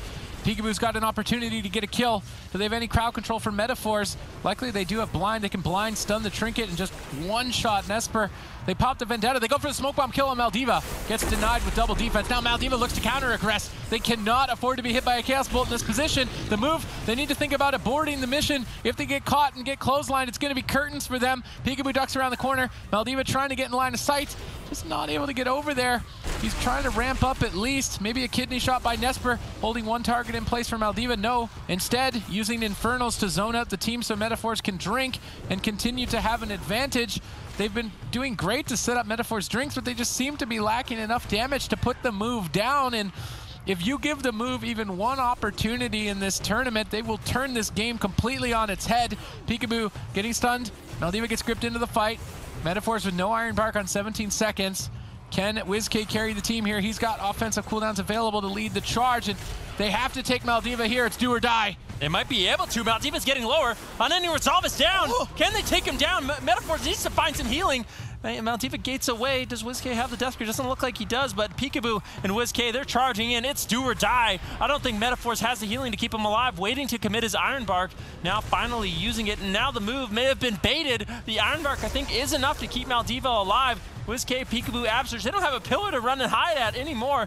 Maldiva gets kicked on the Chaos Bolt. They need to find these interrupts consistently. Don't allow Maldiva to do any damage. That's the only hope the move has in this matchup.